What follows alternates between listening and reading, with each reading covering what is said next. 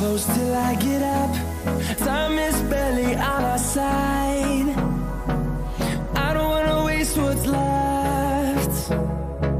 The storms we chase are leading us, and love is all we'll ever trust. Yeah, no, I don't wanna waste what's left. And on we'll go, through the wastelands, through the highways, till my shadow turns to sun rays. And on we'll go, through the wastelands, through the highways, and on we'll go.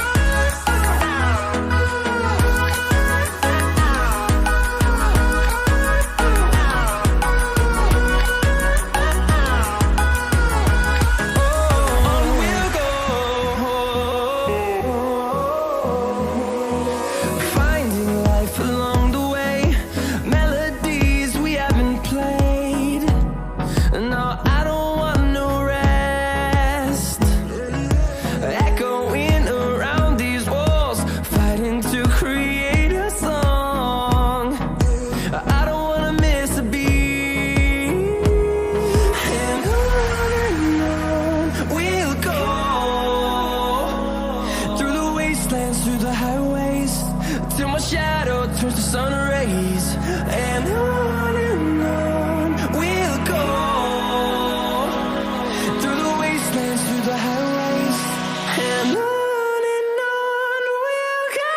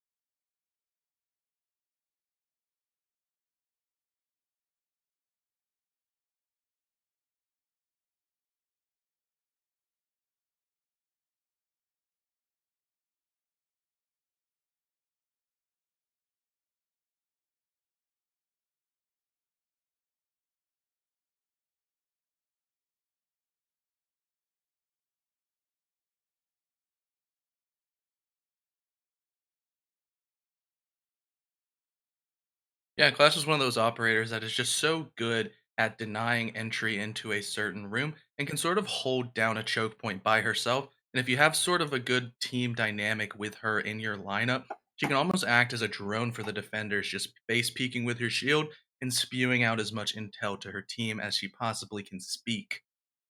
Yeah, that plus on top of it, the annoyance factor of just having her there. As soon as you see her, she doesn't have to do anything. She doesn't have to even shock you. I almost find with myself and maybe a few other players as well, including some of the viewers tonight, could probably side with me on this. That as soon as you see Clash, it just you start thinking to yourself, "Great, now I have to deal with this." But going back into it, both teams are going to be fighting, like I said, to the absolute death on both of our maps today. Our first map being Villa, if I remember correctly, and Yes. it's gonna be an absolute slugfest on both sides. I can't wait to see how this is going to go forward. I'm very much excited. I'm also very excited to be back. It's been a while since I've been able to cast. I have missed you, CDAPS. Yeah, I've definitely missed you as well with that beautiful voice. We got everybody's favorite caster, Spades, over here. And we will be going ahead and getting right into the best of three series, starting on Villa with Michigan Tech starting on attack. And here we go. The match is beginning. We're going to get ourselves UAH and MTU going at it hard on Villa. Going into this at the very beginning, we're going to have to see exactly how both teams decide to set up. They're going to set the pace for this first map between the two of them, as UAH is going to get the default defense on this one, and MTU is going to be taking on the attack. It's going to be very interesting to see where they decide to start off with, whether or not they go for the usual pick of aviation first, or if they decide to go towards trophy and master bedroom with their defensive side. I it's really up in the air. I'm just excited to see how this all plays out in front of us. Yeah, I think as casters, we are contractually obligated to say that Villa does lean a bit more towards the defender side. And when you throw in a Thatcher ban just like that, it's going to be all that more difficult for these Michigan Tech attackers to get into sight and cause a little bit of havoc. As now they are going to respond with their own ban, who I'm going to predict being a Jackal. I'm going to try to use my big brain and try to see if that anti roaming op will be taken off the board with this pick. Oh, I don't know. It's coming down to the last seconds here. No, it's Habana. That's going to Interesting. do some damage against the attacking side. That's two target bans. Both. Well, I mean, they're very used operators. I can't turn around and say they're targeted bans, but those are two of the favorites played by two of the MTU players who are coincidentally first on attack.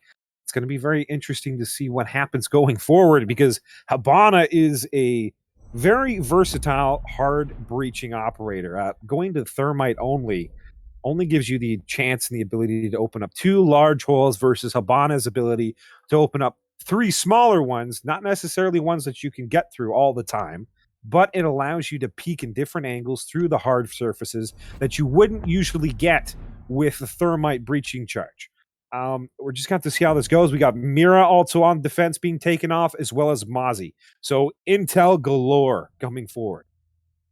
Yeah, I think reading into that Habana ban just that little bit extra, I do believe that both of these teams might go ahead and take the path of impact tricking because those exothermic charges are so much easier to hit with the radius of the impact grenade. With Habana pellets, you can shoot them all the way at the bottom of the reinforcement, and usually the impact grenade won't blow up all the way down there. But with a thermite charge, it's a lot bigger of a hitbox. So it is going to be all that more difficult to breach. And that's why we see Boomer taking the Maverick, who's sort of difficult to counter on the breach, as his blowing torch is very versatile in its ability to possibly you just make two lines straight across the reinforcement and that metal will fall to the ground and allow the hard wall to turn into a soft wall and therefore be soft breached.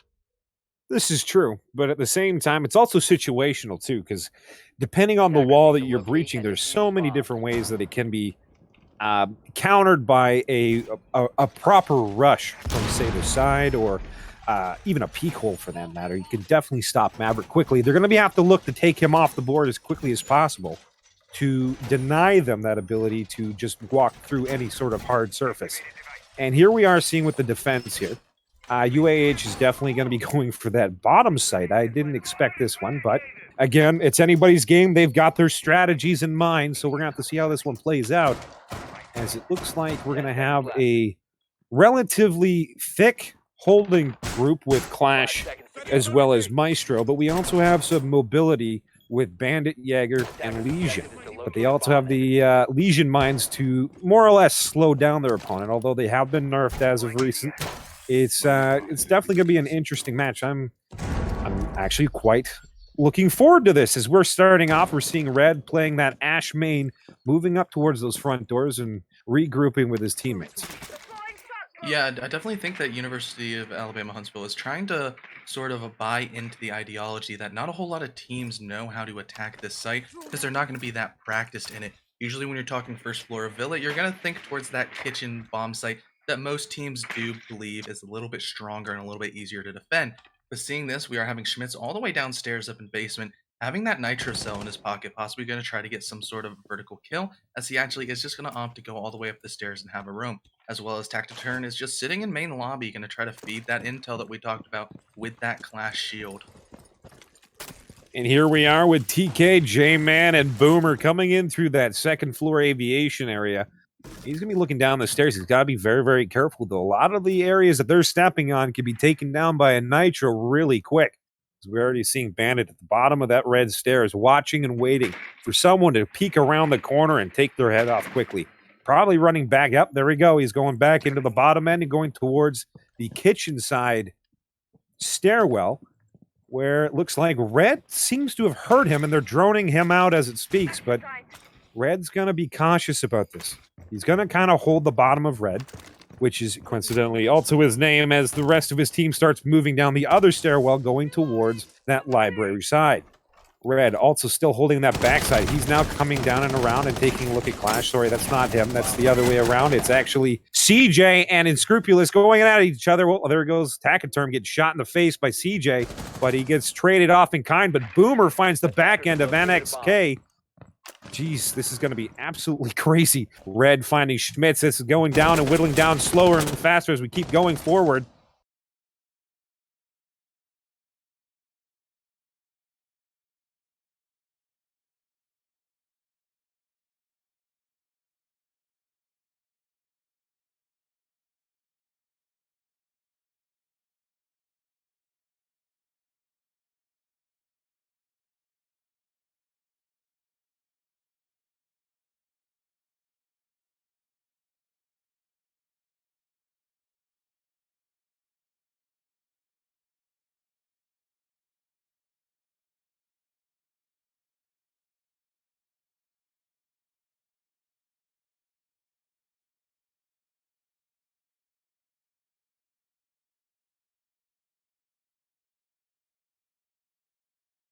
Site trying to get a little bit of momentum, and MTU was just able to shut that down quite quickly and went ahead and took the first round of Villa.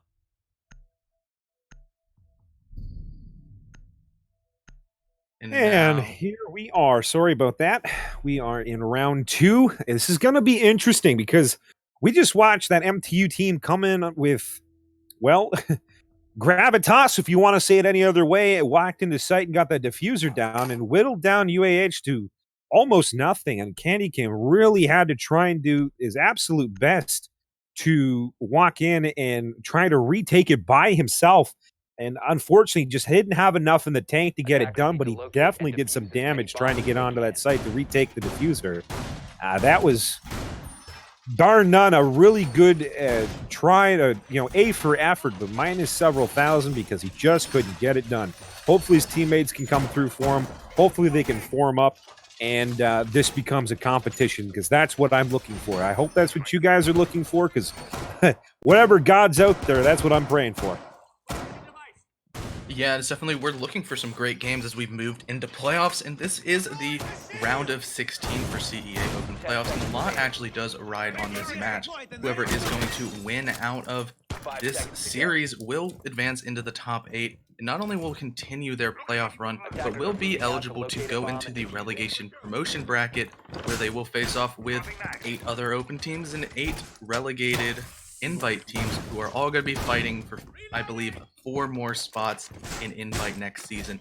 That is the premier division that we like to showcase here at CEA, where it is the higher skill ceiling and a lot better of matchups. And if you want to be an Invite team, that holds a little bit of weight, it holds a little bit of clout. But now we're going to see the rest of this attack as some initial drone work is going in, as Red is going to start peeking in and trying to help his team push Study, which is a really big choke point on this map and a very important room to get control of quickly if you want to get any sort of breaching down into the bomb sites. And start off of this one, TK is going to be looking around those corners, trying not to show too much of his own head, while trying to maybe pick somebody else off. He decides to do a little bit of a peek. But it looks like he gave up that 90 hallway a little bit. And now it seems like their Twitch, CJ, coming around the corner, taking out that bulletproof cam and maybe taking a little bit of a fight, but no one really traded any damage. Going back in towards the top side, we've got Red that's downstairs. He's kind of just patrolling around for the flank. CJ watching 90, and it looks like Red's going to try and take off maybe some of the wall denial there.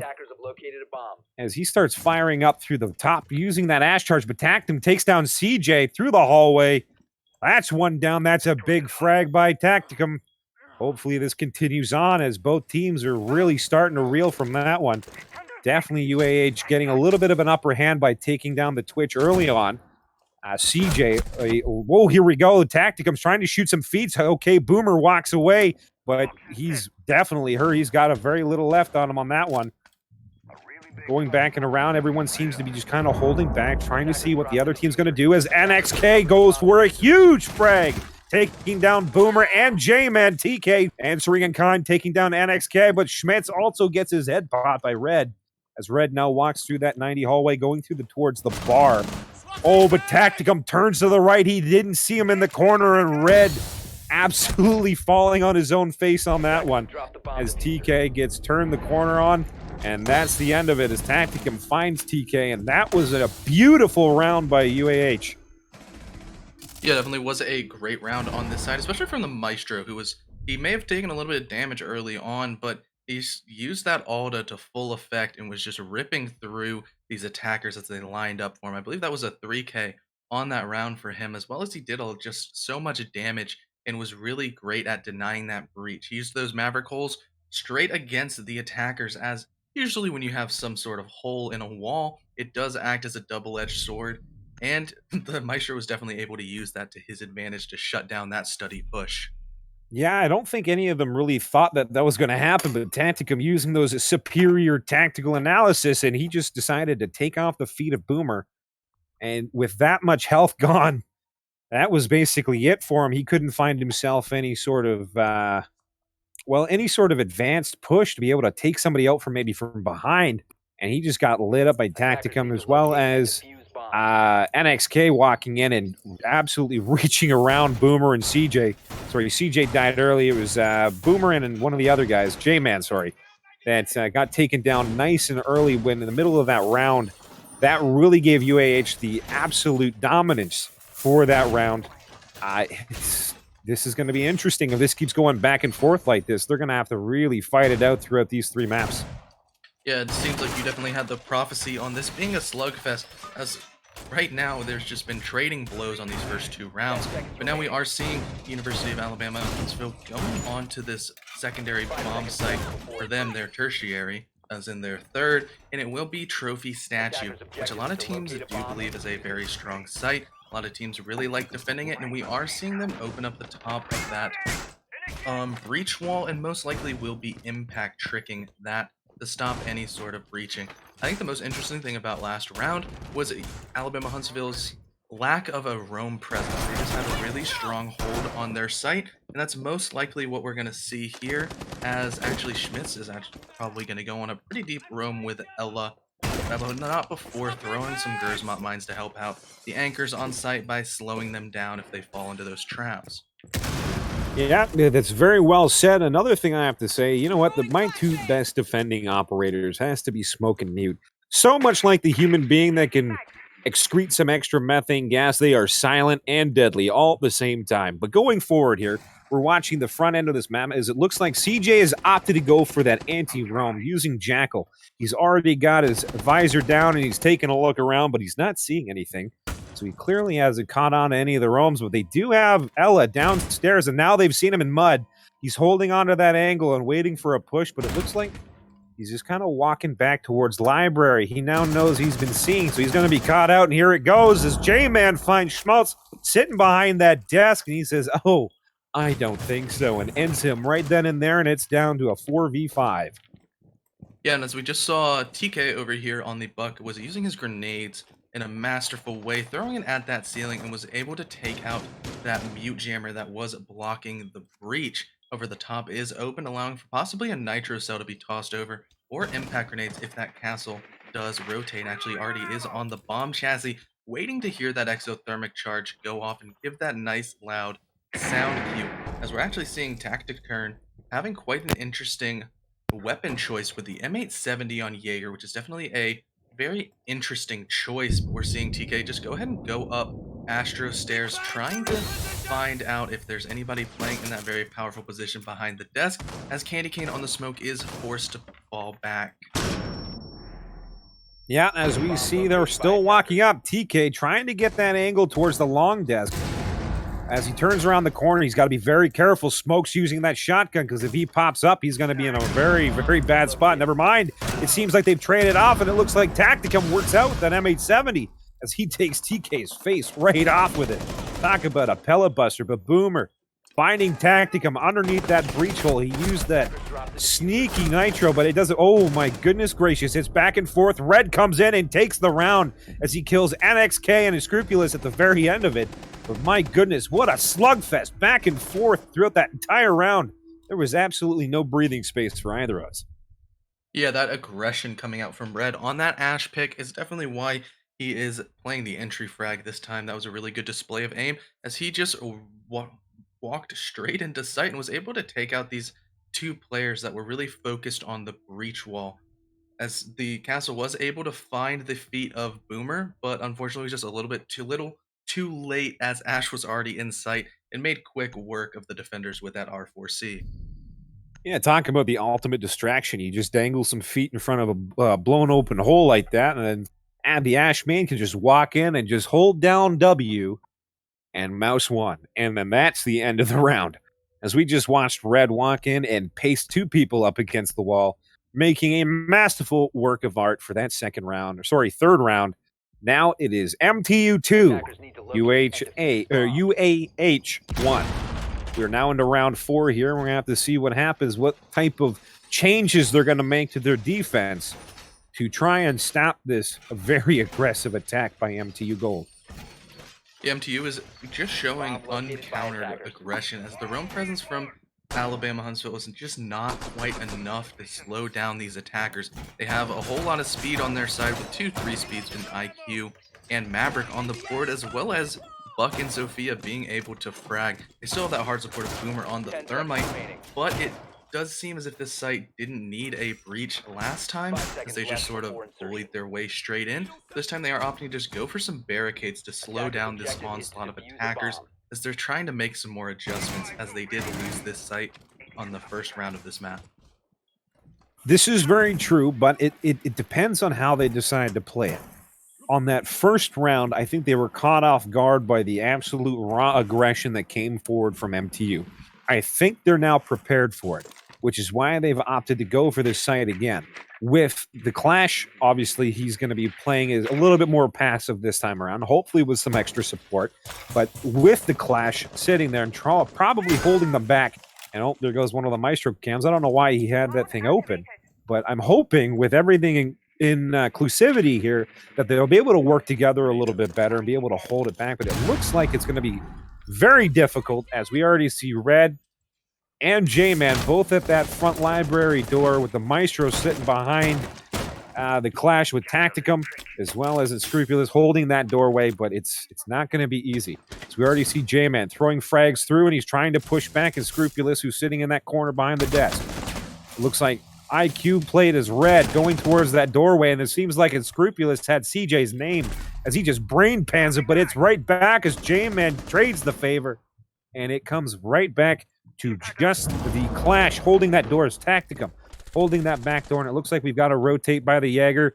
And we're going to be getting NXK coming on the flank. Hopefully going to be able to do some damage here. As earlier, he was able to go out and get an absolute 2K frag, but it looks like, yes, here we go as J-Man bites the dust. NXK also playing it masterfully, falling back, not getting too greedy. As it was, Boomer was sitting right there ready to fire right through that wall to try and get the counter frag, but it doesn't look like it's going to happen as Red also meets the end as NXK is just absolutely pulling the hopes and dreams of MTU on this round apart. Yeah, I think the biggest thing about this round is Schmitz is still on site with both Echo drones in hand, and as Red did fall, without that IQ scanner, they're going to be so difficult to find.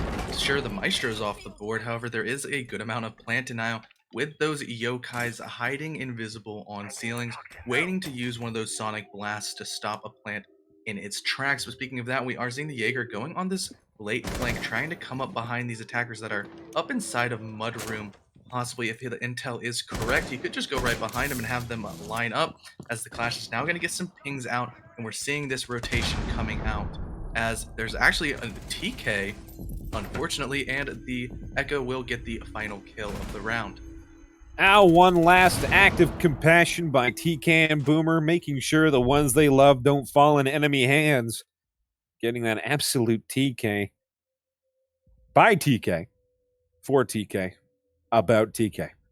But that is a win for the defenders, and now we're tied. UAH bringing it back, using their skills together as a team to stop that unbridled aggression, as we saw at the very beginning of the round, is Scrupulous and Tacticum working in turn to hold off that push through the library doorway. Unfortunately, the Maestro playing as Tacticum, he got shot through a Maverick port that was put through the one wall on the one side there, but it was traded in kind as NXK became up behind them, flanked, and held off the attack, doing massive damage while he was doing it.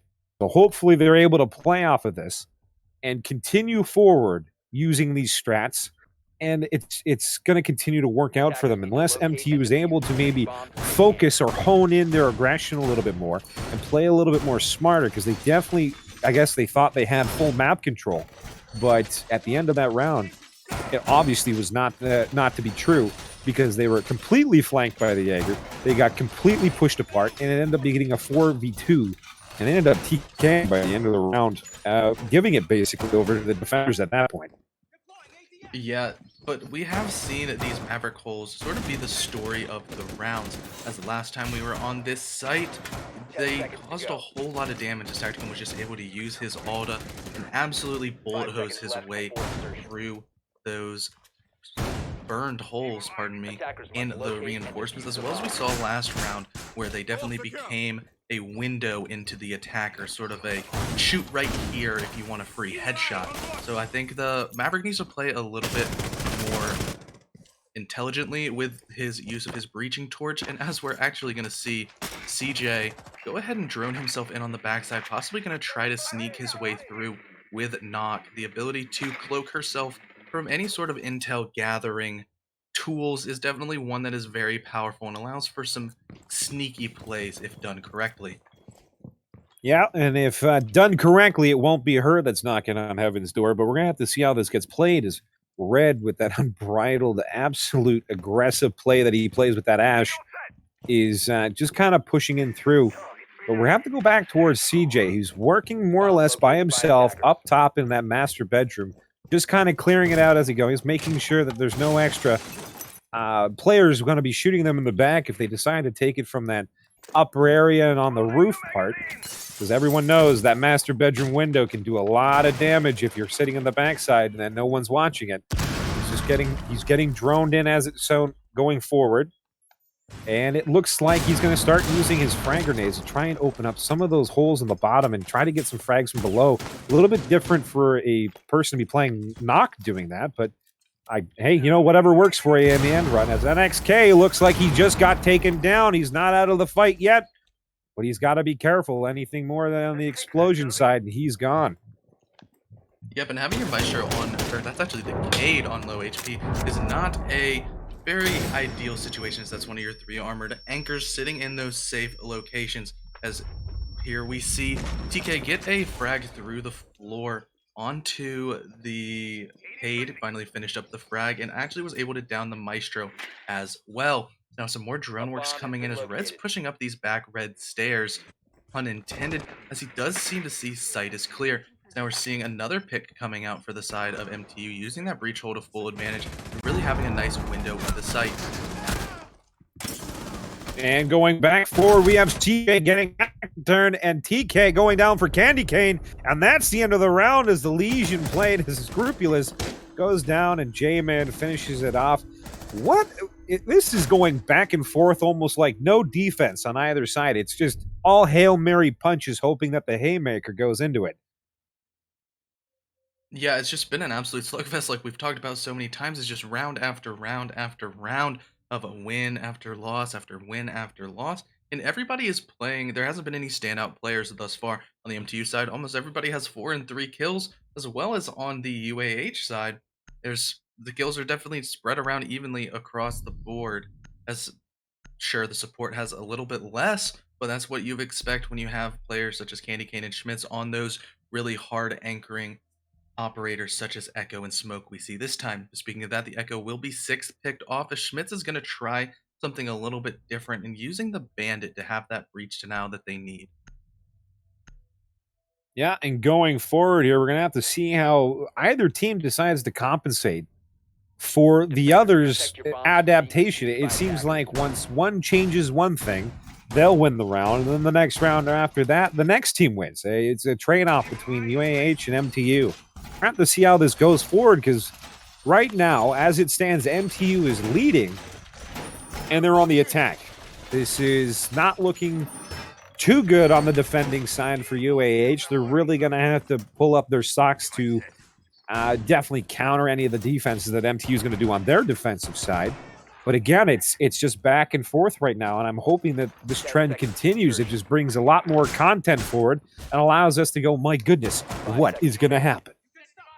Yeah, we do have to go ahead and say that this is MTU's map choice, so they definitely might be all that a little bit more comfortable on Villa, as they were definitely confident enough to pick it as one of their map choices here. After this, we will be going to Clubhouse for round 2 of this series, and if needed, the tiebreaker will be Border. So definitely all of these maps are a little bit more structured in the way that they're played, and sort of the opposite of a map like CORSAIR or Clubhouse, which is really frag heavy. We're going to see a whole lot more high-level strats and really technical play that we've seen showcased thus far. And we've got the start of the round as J-Man coming in hard and fast with TK, taking that front entrance area to the aviation as they're using those different drones to just try and take a look and see what's going on. They seem to be taking a little bit more of a stylized and a little bit more of a focused push here, as they're not going with the all-out aggressive picks right now, but it doesn't matter as NXK finds Red coming through a window. He definitely makes him absolutely pay for that, but it looks like we're going to see some trade frags as J-Man seeing some heads pop up as the Scrupulous got a little bit too close to the side of that vault. And oh, there we go. We're going to start seeing frags thrown back and forth between nitro cells and the frag grenades. And it's just going to go absolutely crazy between these two teams. It is a 5v4 right now. But MTU down by 1. They've lost their entry fragger. We're going to have to see how they adapt to this situation. Whether or not it ends up being a tie before they go in, as we just saw J-Man starting to fire again back at Scrupulous. Scrupulous has been hurt. But J-Man also has to fall back as that smoke grenade, he starts breathing that in, and all sorts of bad chemical smells start coming through the nose, and he walks away from it. As CJ, walking in his IQ, starts firing through the wall, and Scrupulous finds J-Man of all the trades to happen. He finds the one that's been picking on him the whole time on that little doorway. And we go back to CJ. He's going back towards 90, trying to get the flank maybe towards one of their teammates. And here we go as NXK slithers through the door like a sneaky snake, and CJ goes down. And now the rest of these attackers are going to have to definitely have their work cut out for them, as Boomer is upset and repelled on the 90 window, and TK's just going to have to go straight in through study door. They don't have the necessary utility to get these bandit charges off the wall, and breaching will not be possible as there is only around 30 seconds left into this round. There's definitely going to have to be some aggression coming out quite soon, and we'll have to see how the trades do pan out. So these attackers are now going to regroup and try to push Study together as another smoke grenade does get wasted away, burning more and more time. And here we go. It's a 5v2 TK and Boomer trying to push through. Here we go. It's going to go. He's got the Legion Mine of the Foot. Boomer takes down the Scrupulous, but Tacted Turn finds TK's face. And there it goes. The defenders take it as Tacted Turn takes down Boomer.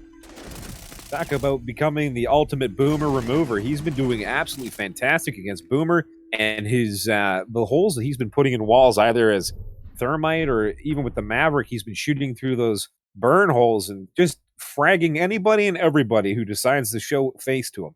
So well done on Tactic Term, as he's been really trying to do his best to stand up his team here with NXK with those absolutely fantastic flanks, and his Scrupulous, who's also been fighting off a lot of this aggression coming forward from MTU. Now we are seeing the Monty being brought by Tactic Turn, as he was the one on Clash. He definitely does seem to be quite comfortable with shields. And now as that Monty is flashed onto the 6-pick screen, it's definitely going to cause some conversation among these MTU defenders, as they are going to have to try to deal with this looming threat of a gigantic Frenchman with a bulletproof shield running at you and spewing intel, just like we talked about the Clash can do, but this time on the attacking side. MTU is opting to go towards the Aviator Games bomb site, which is definitely a very strong one that we've seen defended successfully on the Alabama Huntsville side. But after a 3-3 half on Villa, you definitely feel like you're in the driver's seat if you're on the side of Michigan Tech, as having this ability to simply get a 4-2 and take the map is usually what split you would expect on the defensive side. So by getting 3 rounds on attack, it's going to force Alabama Huntsville to be a lot more aggressive and definitely win a good amount more rounds on attack than they probably would have predicted. Yeah, and going forward here, we're going to have to see what happens, but I'm thinking MTU was prepared for the shield. And if you look at their loadout here, they've got themselves a lot of barbed wire.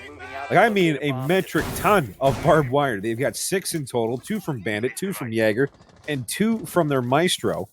And with that, they've also got Smoke, who's got those little nasty chemical canisters that are going to do some serious damage if you're going to be walking through any of those choke-pointed areas that they decide to barb wire off. Again, it's going to be very, very interesting to see how they decide to do this, both teams, for that matter, as it looks like CJ has already been seen by the Monty. He's called it out. He knows where they're coming in from, and he knows that Monty's not alone. Yeah, Monty's definitely acting like a gigantic meat shield and a mobile metal drone in this instance, as he is just going full. A punch hole actually is able to remove CJ or TK off the board, as there's a nice little cheeky angle and one roamer is now gone.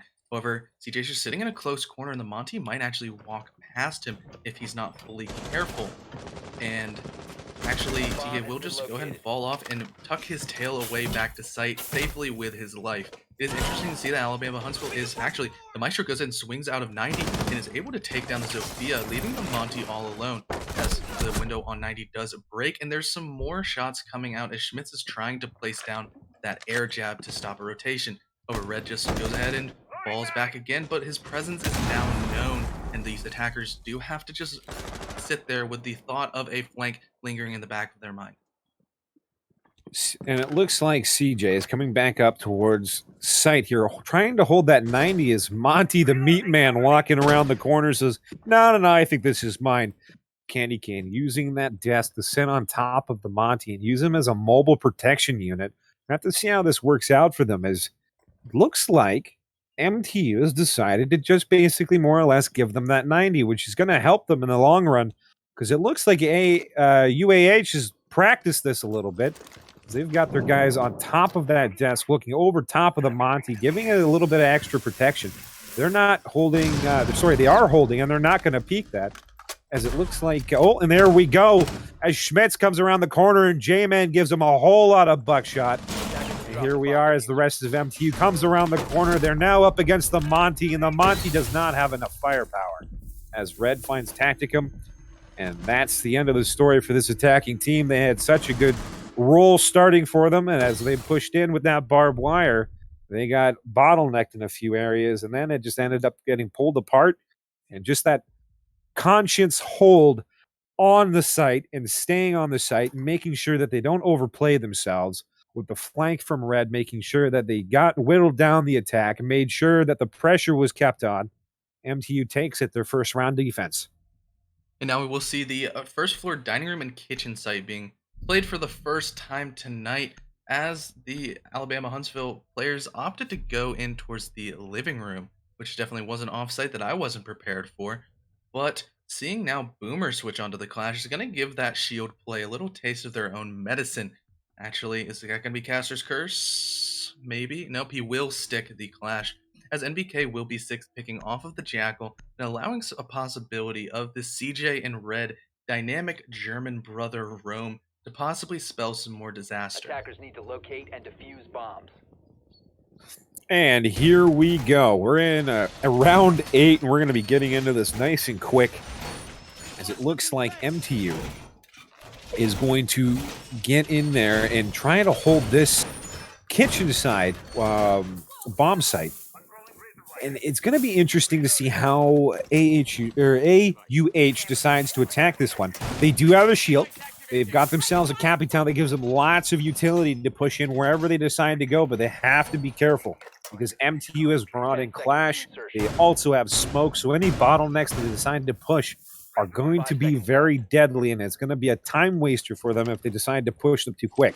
However, if they play it smart and they play it proper and they're able to get smoke to waste out those canisters, that's when their shield can shine. That's when the utility from Capitao and that shield together can do some serious damage. As we see CJ deciding to sit inside the closet up against that window, hoping to pick someone out early as they come in through that backside window side. But we're going to have to see if they decide to go through there, as it looks like Schmitz and Scrupulous are coming in through that top side. It looks like the Capitao has opened up the window, and he finds CJ. CJ took too long getting out that window, and the candy cane strikes back as the Christmas spirit is now upon us.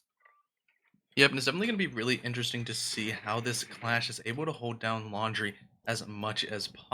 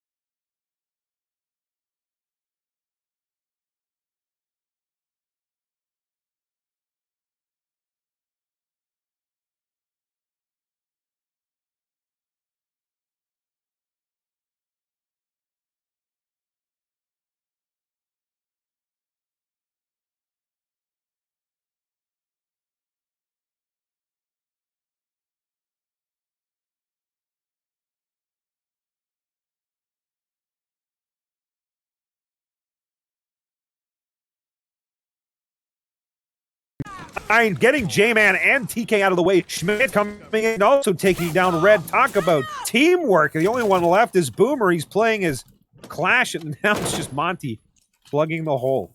There's nothing he can do. If they decide to leave him there and just sit there the whole time, they can do it. They don't have to do anything. They play the smart play. All they have to do is let Monty just sit there in the doorway and do nothing. This is the way to stop Boomer. As Boomer's, all he's got to do is try to get through that Monty, but it's a lot harder than it seems. Is he's just basically created a wall and a doorway. That's basically it. Is he peeking through and taking that angle? Schmidt takes his head off using Nomad, and that's the end of that round as UAH picks up a win on attack. Yeah, that was actually probably one of the most satisfying things that a Monty main could ever have, is just locking somebody out of the site and knowing that you sort of had your checkmate move The king was tucked in the corner with nowhere to go, and it was like an immovable or unstoppable force met an immovable object, as both of those shields were just having a little tango session. But it did end up with the Clash locked inside a laundry with nowhere to go as the diffuser went down. Yeah, and talk about a really bad play off of a shield wall. I'm pretty sure the Vikings are fuming mad at this point as the shield wall was facing inwards towards each other and not helping each other out. But Tacticurn just basically sat there like Monty should in a doorway and stopped him from coming back into sight. It's the best way to plant. There's no way around him. The only way to go through is to go outside to be pinged, and they'll know exactly where he's coming in from. At that point, you've got yourself literally between a rock and a hard place. But here we are, round 9, 4-4, MTU on defense, UAH on attack. Let's see what they decide to do this time. Yep, and so having it being all tied up is just really feeding into what we've been saying the entire time, as neither of these teams are able to get momentum and string rounds together. Villa is becoming an absolute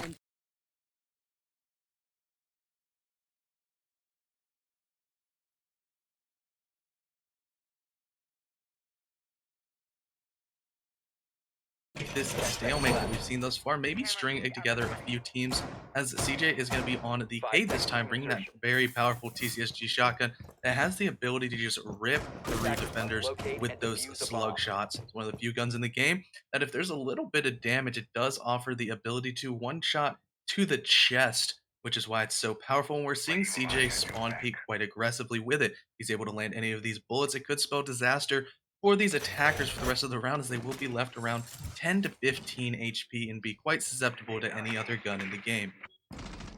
It looks like, though, right now, they're kind of safe because they decided not to go towards where he's spawn peeking from, but they have a lot of intel gathering ability right now. They have the Maestro cams. They have the black eyes from the Valkyrie player. They also have J-Man playing Pulse. He can literally read where your heartbeat is, and it's going to be absolutely interesting to see what happens. Oh, and it looks like we got Red shooting into Scrupulous, getting the headshot. Say goodbye. That's the end of it, as Scrupulous gets taken off the board. That's a lot of Zophia's utility gone, and it looks like TK is in a bad spot as the Monty's by himself, but he's got a friend. He has to be very, very careful here. If they push forward, he's going to have support, and they're going to get shot in the back as Schmaltz takes down J-Man, and there it goes. Candy Cane sweetening the deal, taking Red off the board. They're going to have to be very careful with this. TK is going to have to fall back to sight with CJ, but CJ finds Candy Cane, evening the odds. It's 3v3. However, you have to say the health is definitely in the favor of the attackers now, but definitely in this case, as the Cade is taken off the board, another Nitro just gets shot out of the air, as now it's just left up to Boomer and TK, and they have to overcome this Monty. He's definitely working as a really good unit with the rest of his teams. TK is going to go ahead and drop and try to get behind where he's successful, but he will be seen on drone and will now fall to the Buck holding the flank, leaving it all up to Boomer. He does have 59 bullets in this LMG and can start shooting whatever he pleases in a really aggressive manner, but he will fall off and rotate into Astra, where he will be a little bit more safe. However, he will run into this Monty, who's going to be holding this rotation, and as soon as he's seen, he will start popping off with these calls quite quickly. The diffuser is down, and now time is not on his side. He's going to have to make some magic happen, as he's right up next to this Monty, but he's trying his best to ignore him, as the Monty's just doing a little bit of dance moves, showing off maybe he should be on Dancing with the Stars with those kind of moves, as now he will finally fall at the hands of the Nomad. Talk about being a metal megalomaniac. That Monty knew that Maestro was going absolutely nowhere, dancing around in front of him, showing off his groove, but it just seems like it's not going to get together as MTU gets taken down, and UAH able to take that another attacking round. This is surprising. As we said before, MTU picked this map. They seem to be much more confident on this map, but UAH showing in kind of they are here to fight to the death, and it is going to be an all-out to the last breath type of fight, and it looks like right now UAH has got that extra momentum. Let's see if they can string some rounds together against MTU on their chosen map. Wouldn't that be a sight to see? Yeah, if they are going to win a map here on Villa, it would propel them into a very advantageous position as we move into Clubhouse, which is their map choice. Definitely one of the maps that they're going to be more comfortable on. And they're going to try to ice out this series if it gets to this far, but not to get too far ahead of ourselves. We still have a couple rounds left on Villa as round 10 does loom ahead. And we will see MTU going back to the bomb site that they won, being Aviator Games. This definitely is a very strong site, as we said so many times before, and now the Echo is on the board this time. It could be used to stop Plant, but I think the most interesting interaction we're going to see is the ability of the Yokai drone to blast a Monty and force him to drop his shield, which definitely could spell disaster, as it does seem as Tacticum is definitely the kingpin of these attacks for Alabama Huntsville. Yeah, he's wrapped in all metal and gets to walk around and call things out for his teammates. Talk about the all-round support player. He also has done a fair bit at the very early stages, playing on the defensive side, getting some serious frags for his teammates, and holding this site to the best of his ability, playing as Maestro with that machine gun, outplaying the Maverick several times with those burn holes being, like you said, the double-edged sword, and he fired through them. But going back into it here, he's going to be playing as Monty again. And coming in as Monty against an Echo, I think he's going to be targeted with those Echo drones. We're going to have to see what happens here, but I have a feeling that the Echo is mainly to take that shield down and get him off the map as soon as possible. It is great to have that plant denial, don't get me wrong. But if they could take Monty out of the fight, which seems to be the linchpin to their attack, that's going to be huge for MTU. Yeah, and speaking of huge, there has been a misdrone on CJ's. His location was not known, as we also saw him crawl across the floor of study as to not leave footprints in case of a jackal being brought. He's in quite a sneaky and really aggressive position that he can really punish these attackers if they don't be a little bit more diligent on their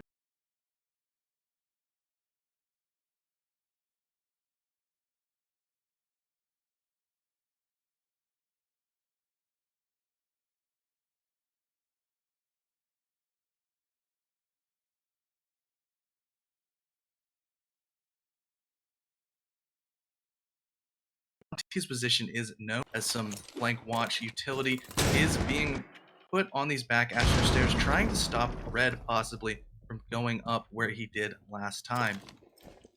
Getting right back into it, we've got Boomer and J-Man on site, holding it the best of their ability with TK. Red going on that flank to main stairs over towards Aviation at 90.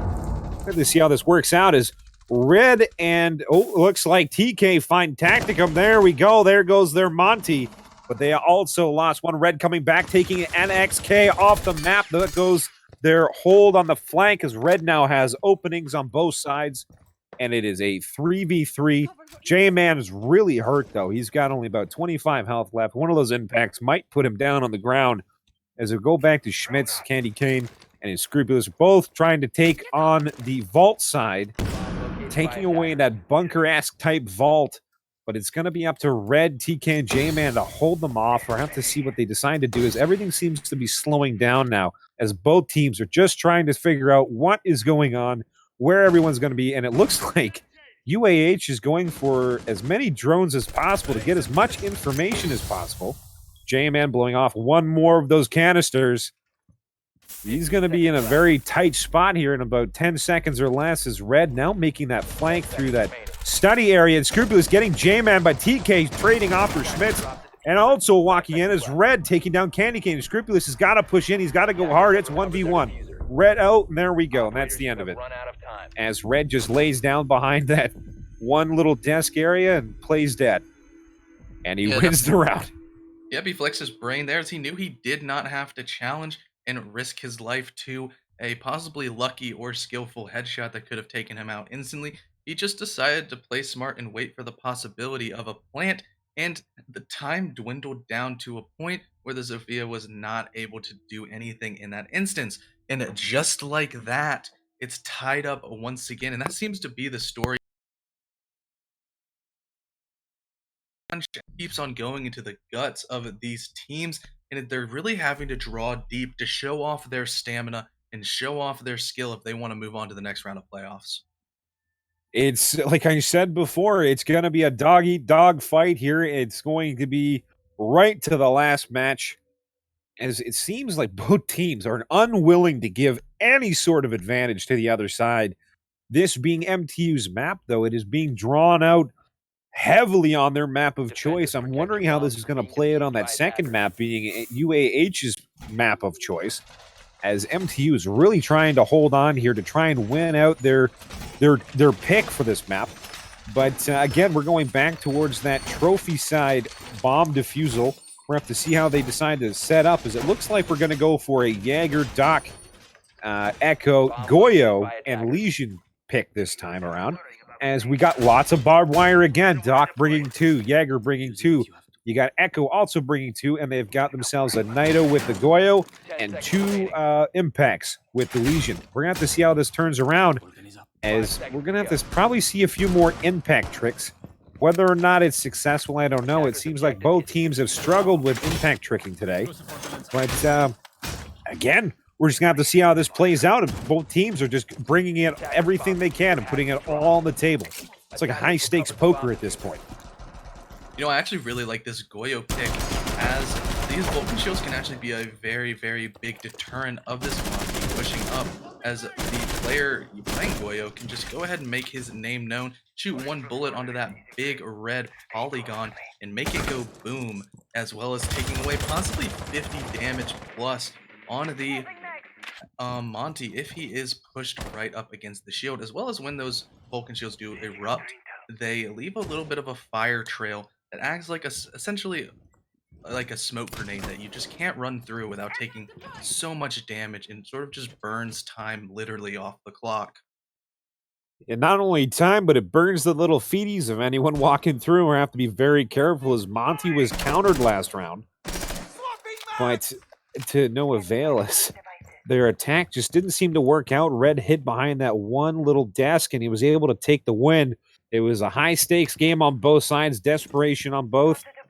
To see how this goes, as it looks like Monty turning the corner now, knowing that there's Goyo shields, he's going to be walking backwards to get away from that Legion mine that stuck him in the foot. Talk about maybe having a little bit of extra support players. And now we got Scrupulous coming in through that one window, coming in to help out as Monty, as Tactiturn is trying to come down towards that 90 hallway and take a look around. But again, they're playing this more methodical this time, getting the barbed wire away so that the Monty can move around freely, using that IQ scanner, also trying to take out as much of the instruments and equipment that the defending side has put down. And there goes the Goyo shield over towards that double door near 90. It's now off the table, but it also holding them back at this time. There's only a minute left on the clock. They still have a little bit of time to play with, and almost all of their teammates are at 100%. Tacticurrent is taking very minimal damage at this point. As Schmitz is now taken down. He's down, but he's not out, as it looks like they're starting to put down some covering fire to try to get him back up, but it looks like CJ is going to go and opt for a flank as he drops down. Yeah, but he could get right behind these attackers if they aren't diligent about watching their flank, as the revive does go down and Schmitz will be back up. He does have some air jabs left, 1 to be precise, as the initial trades go out for the first picks of the round, and that's the Echo and the Zofia off the board. Now the Echo was a good counter away from this Monty, and he might have free reign as he just pushes into sight, really aggressively feeding intel onto his teams who can possibly swing off of these little gaps that he goes right here. But we're seeing another player fall as Buck goes down and Schmitz is finally finished off.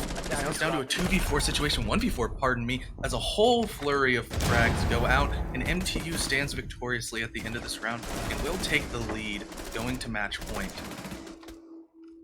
I don't know if anyone just saw that kill cam off of CJ, but when the Monty dropped his shield, he didn't care. It looked like Monty just kind of walked into his aim, and CJ was able to take him out almost as an afterthought. Ouch. Someone call the dry cleaners, because that play was dirty. Getting back into this match point here, it's now 6-5. We're going to have to see what happens going forward. If MTU is able to get one extra and close out the match, or will UAH pull off another blow-for-blow game and take another round from them? Yep, and because we are in playoffs, if this map does go to 6-6, there will be 3 rounds of overtime, where whoever does take 2, first to 8, will stand victoriously on this map and won't be taking the lead into the next round of this series, which will be Clubhouse. Definitely, if you're in MTU's feet or shoes, you definitely want this map to be over, and you want to have this win because it is your own map pick. It's a hopeful thing right now. They have a ability to pull it through, but you're gonna have to figure out some way to take out the adaptability of UAH, as UAH has countered anything and everything they've decided to do so far. But again, back and forth. MTU has also countered a lot of UAH plays as well. It's been a one-for-one slugfest. Nobody's blocking the punches, and everyone's dishing them out. We're going to have to see who drops first, if anyone drops at all. Yep, and it's definitely been, I think it's the sort of uncharacteristic, it's definitely an uncommon way that Alabama Huntsville's playing. They're using the Monty, which is a very traditional way, and it's not really very meta seen in the competitive side of Siege thus far, as well as they are going for a lot of backside sort of non-traditional pushes, as we usually see teams just try to breach into Laundry. However, these Alabama Huntsville attackers just wanted to push straight through Memorial Tarps, using that Monty to bully their way into sight.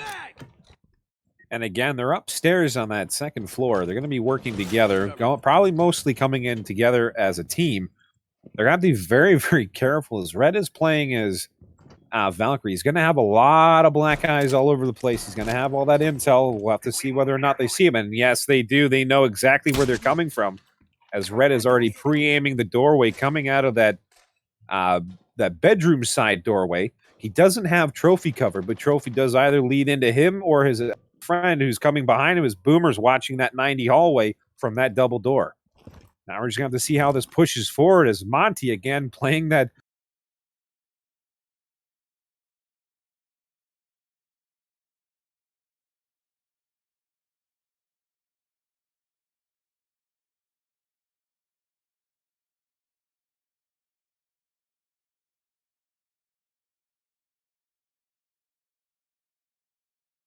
Oh, never mind. He's been dropped down. Red also went downstairs. It looks like it's going to be more of a turtle play, as Red holding that backside, hoping that he pre-throws that Nido, and it just doesn't do enough, as he takes about 25 health off, but it seems like a few more shots are hitting that Monty. Doc trying to come up from behind. TK taking down NXK. Schmutz taking down CJ. And it's, again, a blow-for-blow game, as it is now a 3v4. Yep, and there's going to have to be some really strong plays coming out of MTU, as we are seeing Red get a pick on and trying to even up this scoreline, but it's still not quite there. It is it is a 3v3. I can't count, math is hard, but more trades go out, and now it's left all up to Schmitz and Tacticum, as now the Monty does fall and leaves it all up to Schmitz, who's going to have to try to work a little bit of magic, but there's only 35 seconds for him to do so. He does have his diffuser in hand. He's going to go back upstairs, try to peek and catch an unsuspecting attacker on these long angles, but his shots do miss. However, TK does take a lot of damage from that engagement, as the rest of his team is just going to fall back, as Red has his deagle out, maybe trying to style on this unsuspecting attacker. And here comes Schmitz. He's coming down that stairwell. He's going to be peeking. Red comes around the corner, and he domes him. Talk about being the mechanic and emptying the brain pan. Red goes down. Now Schmitz trying to get an easy shot off. He's only got seconds left. Schmitz comes in, and there we go. J-Man hiding around the corner with the pantry, eating those cookies, sitting in the back. Wipes the chocolate chip stains all over Schmitz, and he goes down hard. And as they say in SpongeBob in that one beautiful song, it's definitely a sweet, sweet victory for MTU, as they are able to take their map choice.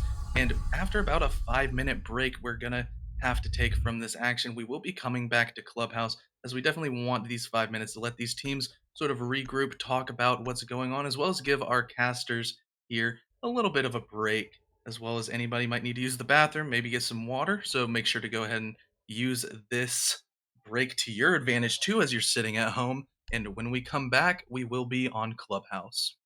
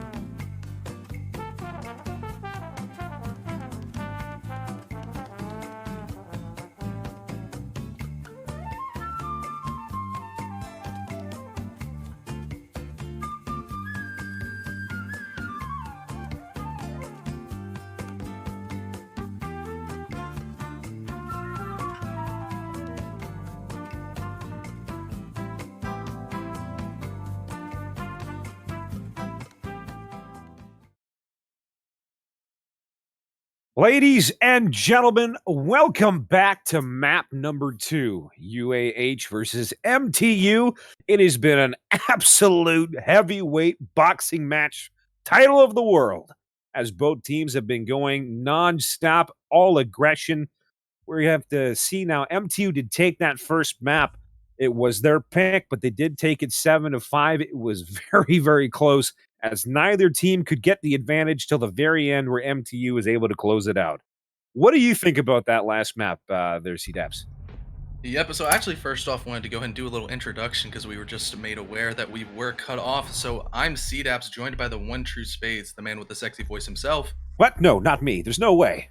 Yes, I think so. And we are going to be starting right here back into Clubhouse. If you didn't tune into the last map, it was Villa, which was MTU's pick. And they picked it, they did, and win it, they did. In a 7-5 slugfest manner, it definitely was a really great match to watch. So I might want to go back in that VOD and see it, as there were a lot of really nice plays in it. But now as the first bans are going out, MTU Gold will be taking the Maverick off the board, which I think is a quite smart choice on Clubhouse, which is Alabama Huntsville's pick, because they tried to use the Maverick a lot on Villa, and it wasn't really working out for them. So just bringing that operator off the board, who's very strong on Clubhouse, to his versatile ability to breach walls as well as hatches, in conjunction now with this Thatcher ban, it's going to be all that more difficult to breach, and it's going to definitely swing these bans all the way to the side of the defenders and make attacking very difficult, as Alabama Huntsville is going to try to scavenge together some momentum and try to get maybe 2 or 3 rounds if they're lucky. They must have something in their back pocket for them to choose to take the Thatcher off the board, especially when they're starting off on attack. We now do see UAH taking Cade off, which is one of the defenders that almost everyone wants to take for that cash side defense. They must have an ace in their hole. They must have some sort of strat to take out that cash room. Well, especially now that Cade's off the board, it might be a little bit easier for them to deal with it. But again, we're going to have to see how this ends up playing out. We're going to have to see what MTU decides to take off as that last defender. Because they are defending first, they decided to take Mira off the board. It's Mira and Cade for defense, Thatcher and Maverick, which that's a lot of strength taken out of the attacker side sails here. I think it's really going to come down to who can hold their defensive side better, MTU or UAH.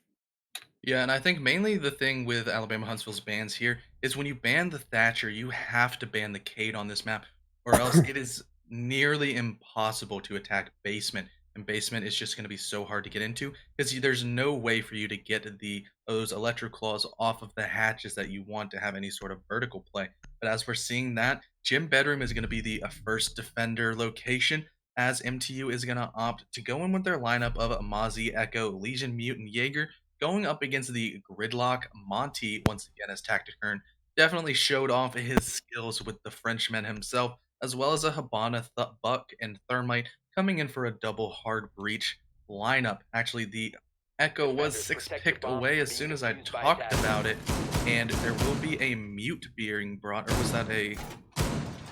I don't know, it was a mute or a castle being... It's castle being brought now.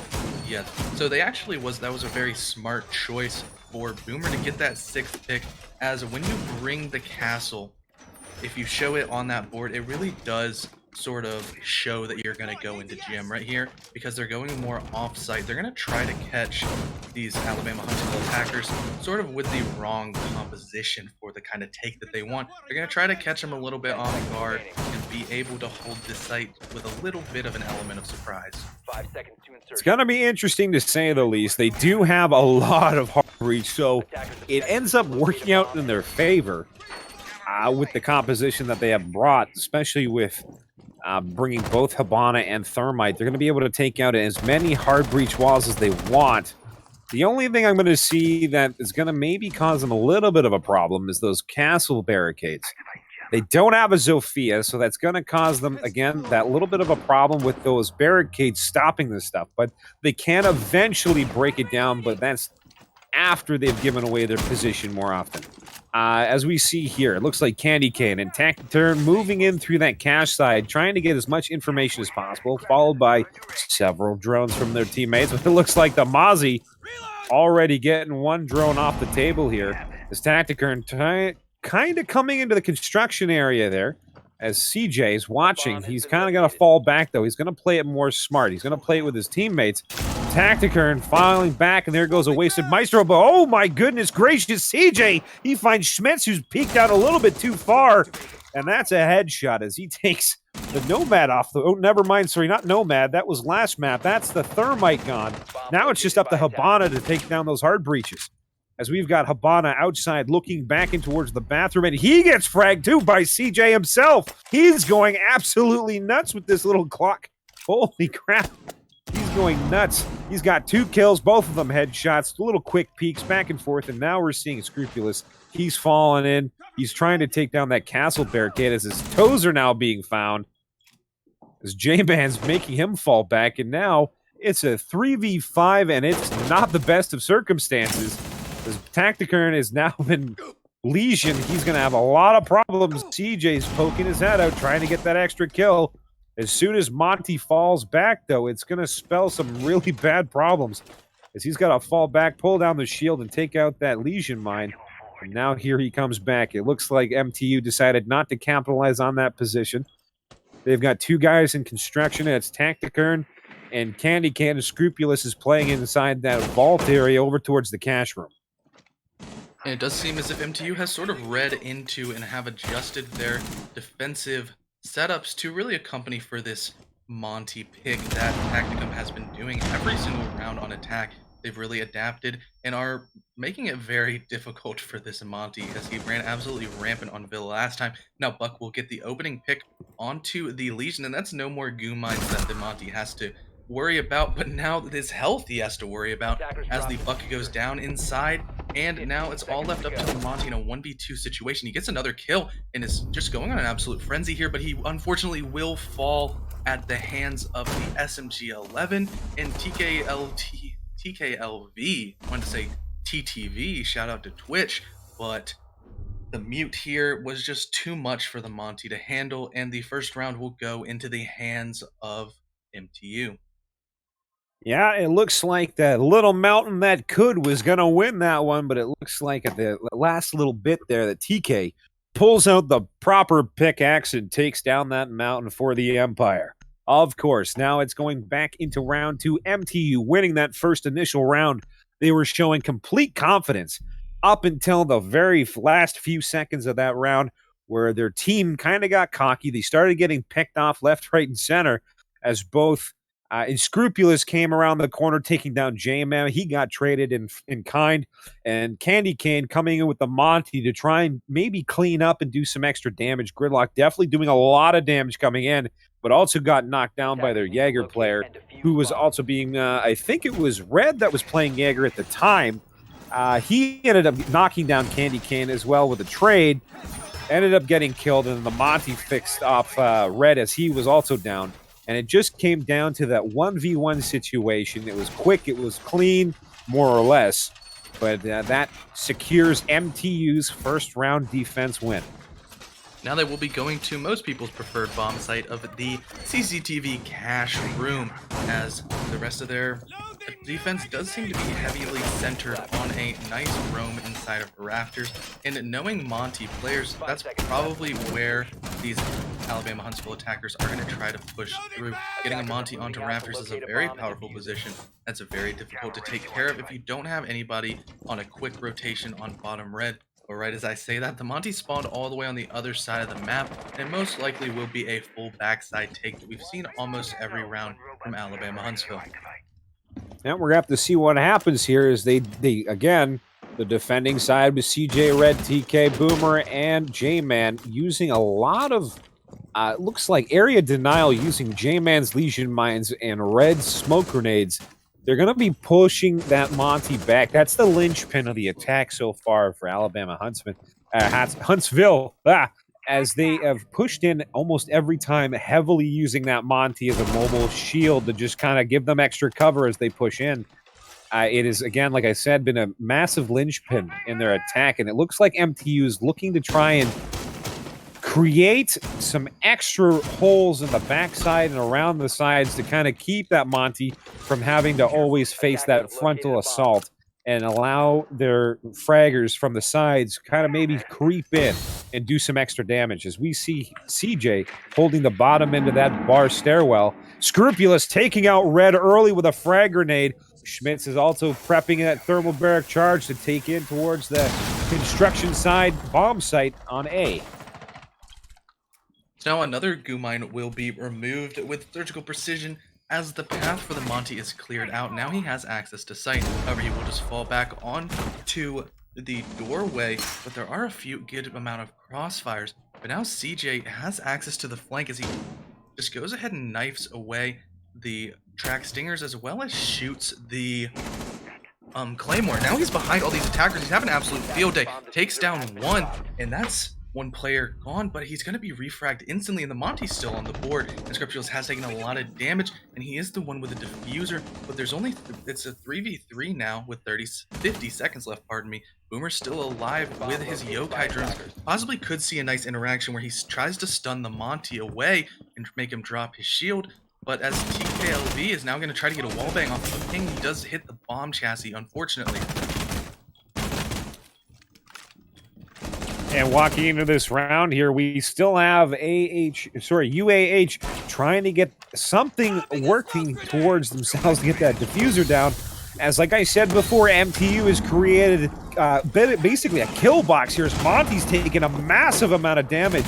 He's got nowhere to really hide from any shots. As he turns one way, he's getting shot from the other direction. But here comes the diffuser. The diffuser's going down, and Scrupulous is getting it down. Schmitz takes down Tactiturn by accident. He takes down his own Monty as J-Man finds Schmelz. That's it. That's all it is. It's Scrupulous is left. He's got less than 25 health. He's got to figure out what he's want to do here. As it is a 3v1 situation. He still has that skeleton key. As he goes to take down one, he gets a headshot. But Boomer says, I don't think so. Here's your math grade, you fail. Yeah, the math was looking in the favor of Alabama Huntsville, but that unfortunate TK removed probably the most powerful post-plant utility that you could possibly have, being a Monty sitting in a corner on a diffuser. However, when a stray bullet of your own team does take out one of those players, it definitely spelled disaster and really pulled that linchpin that we've talked about out of the attack, and they couldn't quite recover in the post-plant situation. Especially when they overplayed their hand. I think when Monty walked into sight and put himself in that corner, he got himself in a really bad situation. You had murder holes from the red stairway. The entire wall over towards the other bomb site was completely soft and able to be shot through. And they had someone playing on the doorway between sites. That creates a little bit of a kill box and does not allow the Monty much room for error, either turning left or right. And as we saw, because he was starting to try and force himself into a corner to protect himself, he was looking the wrong way, and ended up being his teammate that had shot him in the side. And that ended him, even though he did take a lot of damage coming from MTU, and ended up being the one person he hoped was not going to shoot him, and ended up ending his life, and that was unfortunate. Talk about fratricide. Brother on brother, that was just not the way to go, but unfortunately, it did, and MTU takes a second round on UAH's preferred map. So now we will see Tacticum switching off of the Monty that we've seen him bring so many times in lieu of the Cappy Tau, who's definitely one of those operators who packs a whole lot of utility in his kit with 2 smoke grenades attached to crossbow bolts, as well as some fire arrows that can really burn out anybody playing in these locations. However, we are seeing Red take the other Brazilian operator in the form of Caveira, who's definitely an uncommon pick. But if she's not droned out properly and can isolate an attacker, can use her pistol in a very powerful fashion to go ahead and down one of these operators and get off an interrogation, which will feed the entire defending team with live pings of exactly where every single attacker on the map is. We're just going to have to see how they play. So far, UAH, or Alabama Huntsville, has played quite well as a team. They've droned out significant portions of the map that we've watched in Villa, trying to get rid of those roamers from the backside, and they've done a really good job. They've also brought that anti-roam with Candy Cane playing as Nomad, as they did with the Villa game as well. It's really all up to Red to make the wrong move and push too quickly or too soon and right into those air jabs and do so a lot of damage to himself and not being able to get any damage done on for his teammates. It's really just see how he decides to lose the round for himself. If not, if he plays it right, if he plays it properly, and he does what he needs to do, and he plays methodically and cautiously, he should be able to pull off, like you said, some interrogations and do some serious damage to help out the defending side. Now the rest of the attackers are pushing in on him as he will take down one with the headshot of the SMG, which unfortunately will not give him a down, but not outstate. However, he is just going to take this kill and run with it as he's going to reposition himself at the top of rest stairs and possibly wait for an over-aggressive attacker to push him in a solo sort of fashion. But he has already killed a whole lot of time, as a minute and 15 is all that's remaining on this round, and all 5 defenders are still on the board, as well as an Echo still sitting safely inside of bar. Like I was saying before, Red's playing this methodically and cold and calculating. He's not overextending himself, and he's just causing enough pressure to cause a problem for that attacking side team as J-Man, as well as the rest of his team holding off to the side. But it looks like Candy Cane walks in and Scrupulous takes a round from J-Man, and Say takes down Tactiturn. Oh boy, it's all up to Candy Cane and Schmitz as Schmitz finds Boomer. Boomer says, I don't think so, and knocks him out of the race. It's up to Schmitz. He comes around the corner, takes down TK. He's frantically looking around, trying to get the extra pick, but he doesn't see the one behind the side of the lockers. And CJ ends the round as the Kriegan vegan known as Jaeger. And that does spell the completion of the trifecta for MTU, as they've won all 3 of the bomb sites that they've chosen thus far and are definitely in the driver's seat of this map. They're really sticking it to Alabama Huntsville's pick, as now they get to repeat the bomb sites that they've picked thus far. And if anything, if any precedent was set from the first times, they're going to try to go for more wins on these sites that they've already done so, as now CJ will take his turn on the Cav, saying, screw you, Red, I'm going to get an interrogation on you. You weren't able to do it, so maybe I'll get it. As now there is an Ash and an IQ on the board, which is those 3-speed, really powerful attackers. Actually, we talked about the Cav, and now, unfortunately, it is 6 picked off to complete the Mute Mozzie combination for MTU.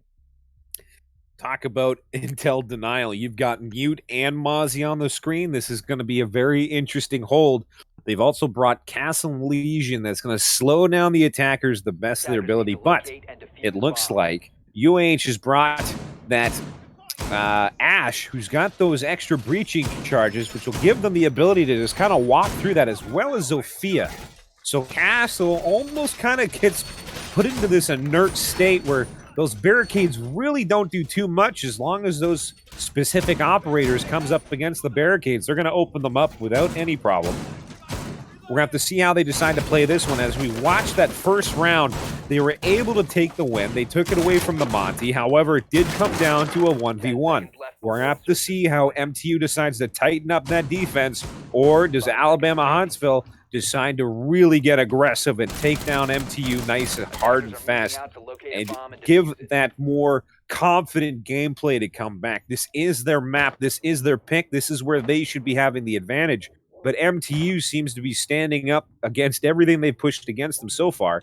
However, it is a defensive side map. We're going to have to see how this trades off. Like I said earlier, it's going to come down to who can hold better on those defensive sides, because those extra really strong attackers have been taken off the board. Attackers have located a bomb. Yeah, but you went ahead and talked about, actually, wow, the Zofia is gone, and that's before her utility was being used. I was going to say that the council barricades still do provide a nice utility sponge for these defenders, as all these soft breaching rounds are going to have to be eaten away in order to remove these ballistic barricades. But now it's only left up to Candy Cane with the 2 breaching rounds. If you do some quick math here, there's 3 castle barricades, so not all of them will be able to be removed from far away via projectile. That was a really good play by CJ. CJ's been doing really, really good at taking specific operators off the board. He's done well at finding these little areas, and here we go again as CJ walks right out that window, and Schmitz was not ready for it, and he just blasts him in the face with that automatic. Wow, CJ bringing it all to bear as MTU is now on a 5v3, albeit CJ is incredibly hurt. Boomer's also got a little bit of health off of him. The game is not over yet, but the MTU has put themselves in a very, very advantageous spot to take this 4th round.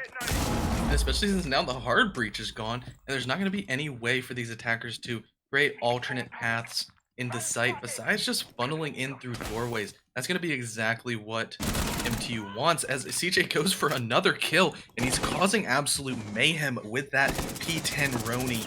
Just clicking heads here, as he does unfortunately now get taken down, but the trade almost went down onto Tacticum, as also Red did pick up one, leaving the IQ in a 1v4 situation. He barely has any health, so he's going to have to go essentially flawless, just not taking any damages. He's going to go ahead and break a little bit of this bedroom window, signaling his exact location as he gets aggressive, jumps in, and will be punished accordingly, as the castle uses that UMP to ice out the round.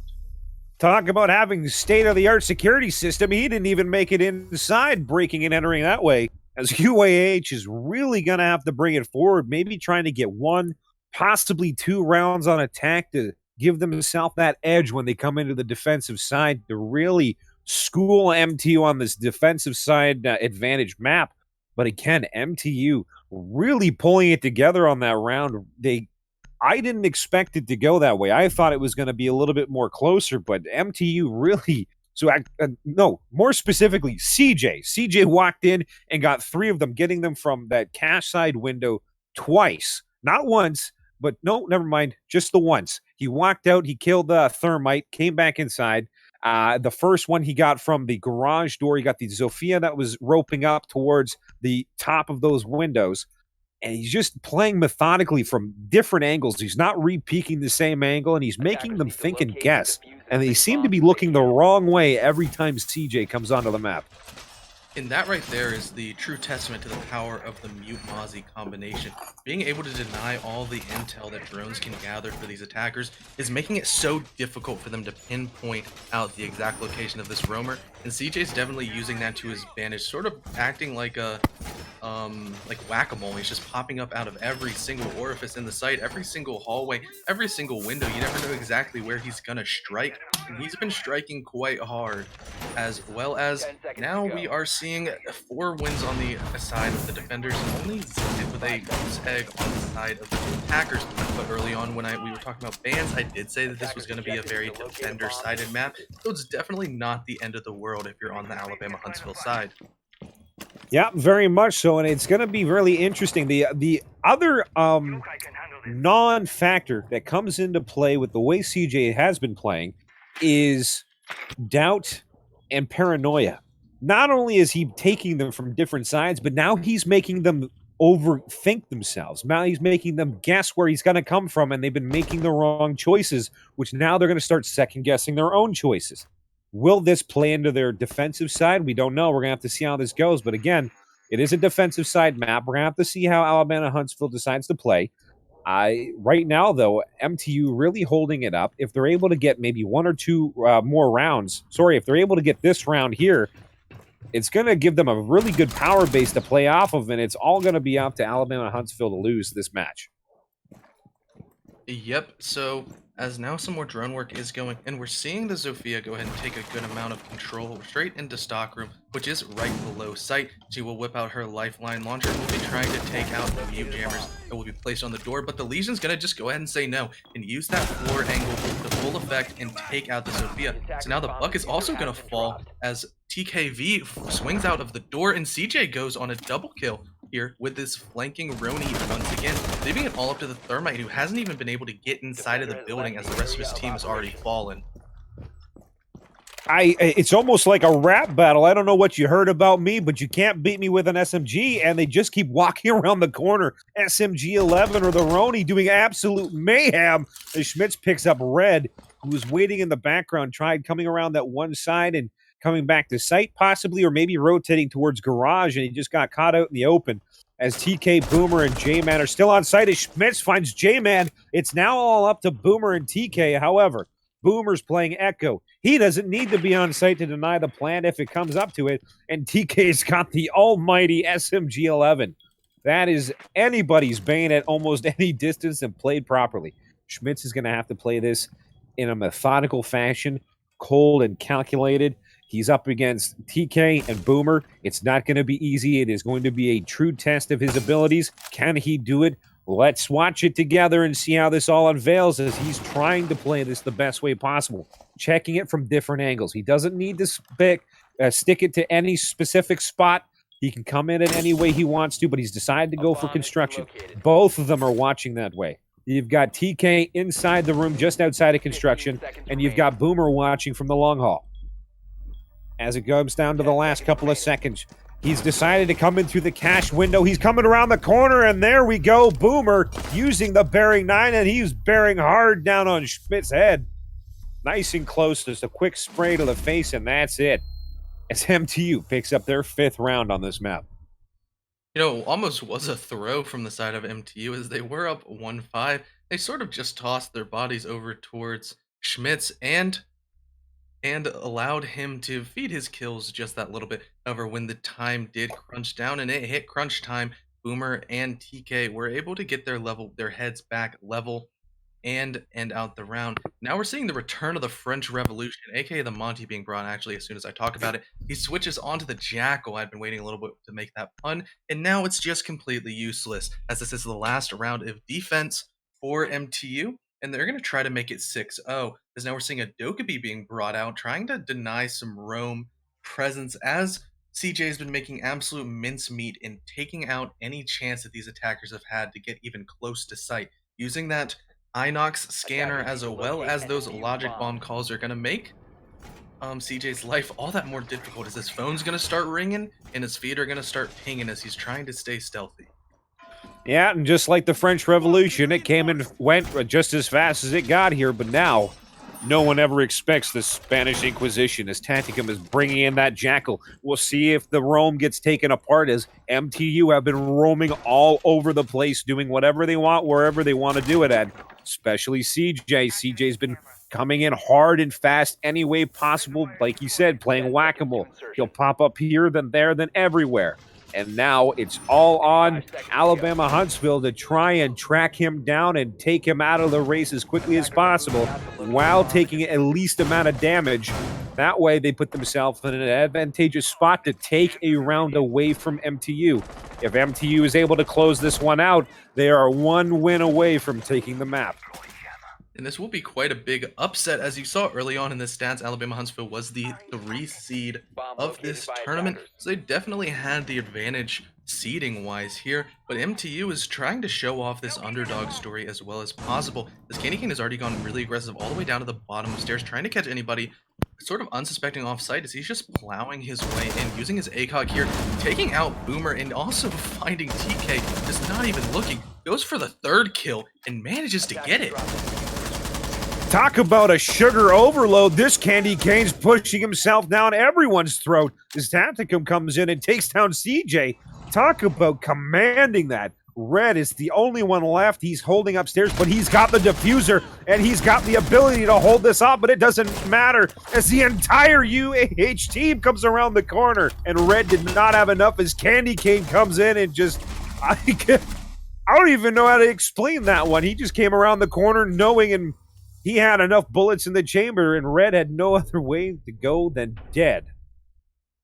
And that was a 4K for Candy Cane. Definitely a sweet round on his side, as well as sweetening up the scoreline just that little bit, as now it is 5-1, and MTU will not be crossing that threshold into match point territory. So now University of Alabama Huntsville has a little bit of a cushion where they still are going to have to win a whole lot of rounds on defense, but they have the ability to drop 1 round, so it's not quite as much pressure.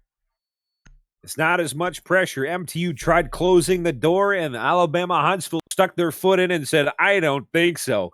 This door stays open.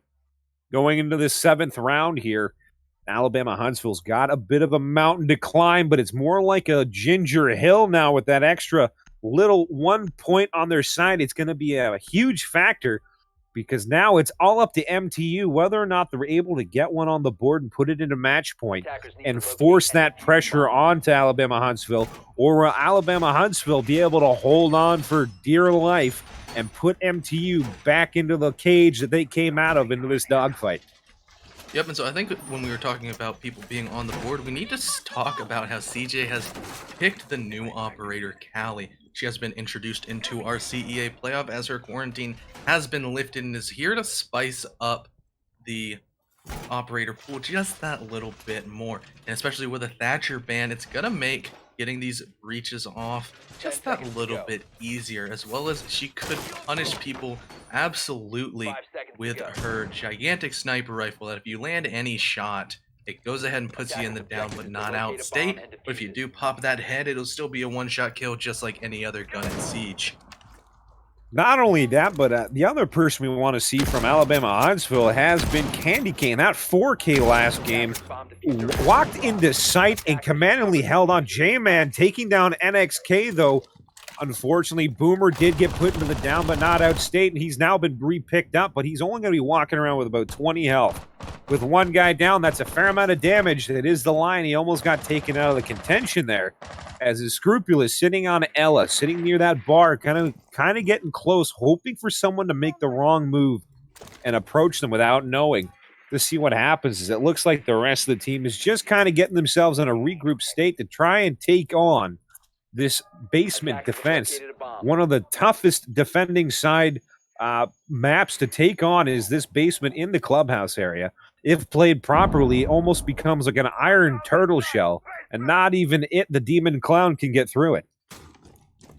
Yep, and speaking of getting through it, we're seeing Callie come all the way down inside of dirt. She's going to be trying to peek some long angles sneakily with that really loud sniper rifle, as now her drone is going to be forced to stop and cease as a Mozzie Pest is on the doorway, and Schmitz is still roaming up top with Scrupulous, trying to trap any attackers that are going to try to take any sort of bar control and get breaching here as 2 attackers now fall, and that's CJ and TK off the board, as well as Boomer finally being cleaned up from his initial spawn peak here. But some more trades are going out, and after the smoke is settled, it's still a 2v2, and it's winnable for either side, as now the Blackbeard's all the way down through dirt and is trying to put pressure on this Legion, as now Schmitz is the last one on the roam here. The rest of these attackers are going to stack up and try to push site as quickly as possible as Schmitz races back to help his teammate.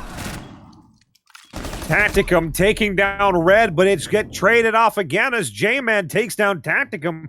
The last one left is Schmitz. He's coming around the corner. He's trying to pre-fire. He does not know where that diffuser's going off yet, and he's not looking the right way as J-Man comes around the corner of that box looking the wrong way and nearly gets a face full of Bandito Dorito, and Schmitz finds him, ending out the round, getting to the defuse. Well done on UAH, finding the defense. Nearly fell apart for them, but Schmitz holding and clutching out that round on the 2v1. Well done. That was a great retake, and we saw the 3-speed of Bandit definitely being brought into factor, as most operators, if they were 2-speed, wouldn't have been able to get back to site quite as quickly, as the German man was quite speedy and really showed true to his lightning bolt icon, using his lightning quick speed to recover, and he was able to get back into sight and sort of surprise J-Man with his rotation, ultimately taking out the 1v1 and getting the defuse, as well as getting another round onto the side of Alabama Huntsville. Now they have managed to string 2 rounds together, which is definitely a good omen if we're going to talk about that. Now we're seeing both of the new operators being brought, as Wamai's being brought by NXK, as well as Callie being brought by CJ once again.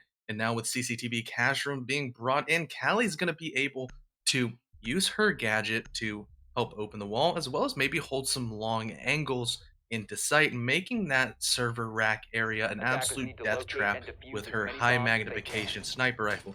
But as soon as I talk about the Wamai here, he will be 6th pick in favor of bringing the Legion, who again is going to try to slow down these attackers as much as possible by spreading his goo mines all over the map and just making it a real nuisance for any attackers trying to push forward, as they are going to have to stop and pull out that needle if they want to be able to sprint and not take damage every couple seconds. We're going to have to see how this goes. The one underdog player I'd like to keep looking at is NXK. If you remember from that first Villa map, he was doing some massive things on the defense. He was one of the reasons why they were able to hold on to some of those defensive rounds But this map on Clubhouse, their preferred map, is just not going his way so far. But we're going to be looking to see whether or not he's able to turn that around. Again, I was hoping to be able to make the I'm the captain now joke with the Wamai player, but he's decided to switch that out for the Legion, so I guess I'm going to have to put that in my back pocket. Again, CJ going with the Cali pick. Californication, if you will. If they get that hole open, he's going to have a whole lot of sight lines to take that out. As Mute trying to get off down the jammer in time, but it's a no-go. There might be a reason to move faster as that breach hole is now open. And Cali has hunting season privileges through the breach hole. Now, after that explosive pun here, we are seeing the smoke settle on that breach, as well as opening up some really nice lines of sight for the Cali.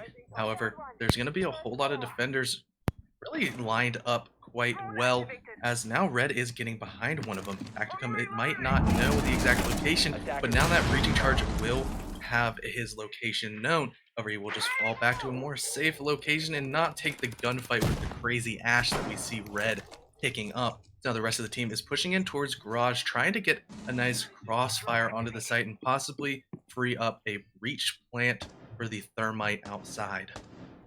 And now we're starting to see a little bit of a lull as both teams are starting to try and get their strategies in place. As NXK, there we go. He takes down J-Man. That's the first kill of the game, and now it's going crazy as Red turns around, takes down Tacticum. Schmitz takes down Red, and CJ says it's rabbit season. Fire! Taking down one as Candy Cane takes down TK. Inscrupulous killing Boomer with the Naito over the hand top. That's one for Kobe. And now CJ, the last man left versus 1v3. Can he kill Daffy Duck, Bugs Bunny, and the critters they bring with them with Inscrupulous, Candy Cane, and Schmitz? We'll have to see how this round continues, as there is one whole minute to go. But these three guys know how to play. They're playing in on the angles, and they're not peeking because they know what that sniper rifle can do. Even at close range, and with the three of them there's going to be some damage done. But if CJ decides to take a quick shot at that soft wall, he might be able to take one of them out. But it looks like it's going to be a no-go. He comes around the corner with the pistol. Mossy goes down hard. CJ takes down Inscrupulous. Now he's holding on the inside of sight. Candy Cane sitting inside construction. Schmitz downstairs, probably trying to play on the flank. He's going to get that. He's going to get his Claymore down, and it doesn't look like he's going to get any sort of resistance from this, as one is now coming up Red. The other one's going towards the Red side as Candy Cane takes down CJ, and that's the end of it. He's got to get rid of the Claymore. He knows where it is. He doesn't have to worry about it. He comes in for the defense. What a good play by CJ. Ultimately, he lost. But he was able to take sight by killing the Mozzie, and after that, the defenders just kind of gave up the pressure and regrouped and got themselves towards it on that one. Yeah, the defenders did have to get pushed on the back foot just a little bit once that diffuser went down, but they knew that they had the numbers advantage and really played that retake position quite well, as we did see the Bandit just playing patiently beneath, trying to get that nitro kill, waiting for those pings to come in, but unfortunately it did not connect in that instance. But the bullets of Candy Cane's 416Cs definitely did, and the diffuse did go down. But now we're seeing the clash being brought one more time as Tacticurn goes back to his shield roots and will be trying to annoy the absolute mess out of any of these MTU attackers trying to take map control. And here we go as MTU picked up 5 in a row. It's now on the other side for Alabama Huntsville to bring that back, and they're repaying it in kind with 3 in a row so far. They've got 1 on attack and 2 on defense. It's all up to MTU to see whether or not this is going to be going forward any farther. They are the ones, whether or not to win or lose, it's all up to them on their attacks. We'll have to see how this goes. But it looks like Alabama Huntsville is now stringing those rounds together. They're starting to get that confidence back, and they're really working together using those different angles and working into the kill boxes, stealing any sort of advantage that MTU starts to build for themselves in these rounds. Yeah, it's definitely going to be the absolute opposite of what we saw in Villa, where every single blow was met with another blow as punch after punch went down, attack win after defender win kept on following suit. This game has definitely been an absolute game of streaks, as first MTU strung together 5, wins in a row, and now Alabama Huntsville has thrown together 3. We're gonna have to see exactly how much longer this streak can go, and if MTU is gonna be able to break the momentum that Alabama Huntsville has managed to gather thus far. It is going to be difficult, and it definitely tries on people's mental fortitude, whether or not they're able to string anything else together, or even being on the receiving end of that and losing multiple rounds in a row. It really starts to whittle you down, even if you know it's a defensive side map and you know it's very difficult as an attacker. This is going to put them in the position where they're going to need to work together and really break through that third wall, so to speak, and stop themselves from over checking themselves and causing a loss in morale. Because as soon as you start losing that momentum, as soon as you start losing rounds, it really starts to hamper on you a little bit. Unfortunately, we did miss the Jaeger of Candy Cane trying to peek out of dirt, using a punch hole to maybe see if he could catch that thermite slipping on the jacuzzi balcony, maybe droning. He could have been taken out quite easily, and that's an angle that I love to see. However, the thermite is actually just going straight into CCTV cash room side, as well as near the construction window, trying to help his team take out this clash. That's definitely going to be a shocking thorn in their side if they try to push this way. Yeah, and like I said before, as soon as they see the clash or they come face to face with her, it is almost like the entire situation becomes incredibly aggressive because no one likes clash. And she knows it, and she uses it to her best advantage as we see Thermite starting to put that charge on the wall, trying to get into that 90 hallway to the back of main bedroom. And here we go as Red and looks like TK just got shot in the backside. He's going to have to figure himself out there as Red's sitting over towards that cash room. He's going to try and open up a hole. We've got CJ as Twitch coming off that backside as well. CJ taking down Candy Cane. It's down to a 3v3 as Red goes absolutely ham. And there's a knife by CJ taking down NXK. Schmidt's going to be sitting on this backside looking towards from construction. Gets to the diffuser down. It's all up to him and Red, who's fighting each other left, right, and center. Schmidt's taking no damage, but Red is taking a lot as Boomer dropped through the open hatch to be picked up by his teammate CJ. And it's now again back to a 3v1. Both of their guys are really hurt at the moment. CJ's the only one with enough health to get this done, but Red comes around and says, I don't care, and takes down Schmitz through that cash room hole as he tries to rotate. But that Ash main, man, no head hitbox. I don't care if they say they fixed it. No head hitbox. Yeah, Ash is just one of those characters that moves so fast and has such a great gun, making sure that she is an absolute perfect pick for the entry frag style of Red this instance. And now, as we are hitting match point, all MTU needs is one more round out of these final 3, and Alabama Huntsville is pushed back against the wall, and they're now facing elimination from these playoffs. If Michigan Tech is going to be able to get one more round on the back of CJ's heroics here, as he's dropping 13 and having an absolutely amazing map thus far. He's went ahead and picked up the Twitch once again, and that F2 can definitely cause some damage as Red will flash the Blitz, trying to show that maybe he can play some shields too, but we'll go ahead and just switch off of that in form of the Ash. Maybe another operator, as he's still hovering. We'll just decide to pick the Ash, as now we're not seeing the Mozzie being brought from the defending side this time, but they will have a Vigil this time. He most likely will be going on quite a deep roam and trying to use his cloak to stay hidden from drones. Yeah, now they've decided to go to the basement to try and get themselves an extra win and stop MTU from closing this match out at a 7-3 win. This is up to Alabama Huntsville now. It's in their territory, ball in their court. They're going to have to do something now because MTU's shown they can get wins on attack. Just like Alabama Huntsville did on that first go-around. On that very last round, they were able to win one out. It's now all up to them. It's their match to lose. As we're seeing a little bit of a defensive peek up top, trying to see if that cash room wall is not going to be pushed through. Armoring it up wholly. We're going to have to use a thermite charge or maybe some Habana pellets to get through it. We're going to have to see how that goes, as they do have Schmitz upstairs on the top of that red stairwell. That's once again going to be a possible flank for this Bandit Jaeger combination that we've seen roaming quite well. as actually all of Alabama Huntsville does seem to be quite aggressive with their op picks. They have a whole lot of 3 speeds, and the rest are 2 speeds, as they don't have any beefy anchors left up, as now the dirt wall will be breached up, creating a sort of back path into sight if they choose to push dirt once again. It does sort of act like a little backup plan if the rest of your take does fall, as usually main stairs wants to be taken. But speaking of main stairs, TK will go ahead and remove the vigil, and that's one of those sneaky roamers gone, leaving only Candy Cane holding some bullet holes inside of Raj, looking towards stock left, as Red now gets a pick onto the Ella playing in bar, putting into a 3v5 instance. However, a whole lot of health has been taken from MTU, but they still have the man advantage thus far.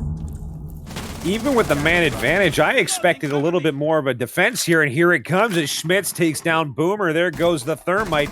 They still have Obana to try and open up some of those hatches, but that's big, as Schmitz was sitting upstairs at the top of that red stairwell. Almost everybody so far has had some sort of roamer go that way, and now he's into the bottom end side of the supply room. And he's now been droned out. They know exactly where he is. He sticks his head around the corner, and Red takes it off with the 416. And here we go as Candy Cane roaming up from that bar stairwell. He's going to have to get himself into an advantageous spot, but it doesn't matter as Red comes down the snow. But Candy Cane fights back with absolute aggression, killing Red with a headshot. I didn't think it was even possible. Now it's down to a 3v2. But it doesn't matter too much as TK is on the last leg here, and CJ is also taking some damage. It's basically a 2v2, but they've got a little bit of an extra gun.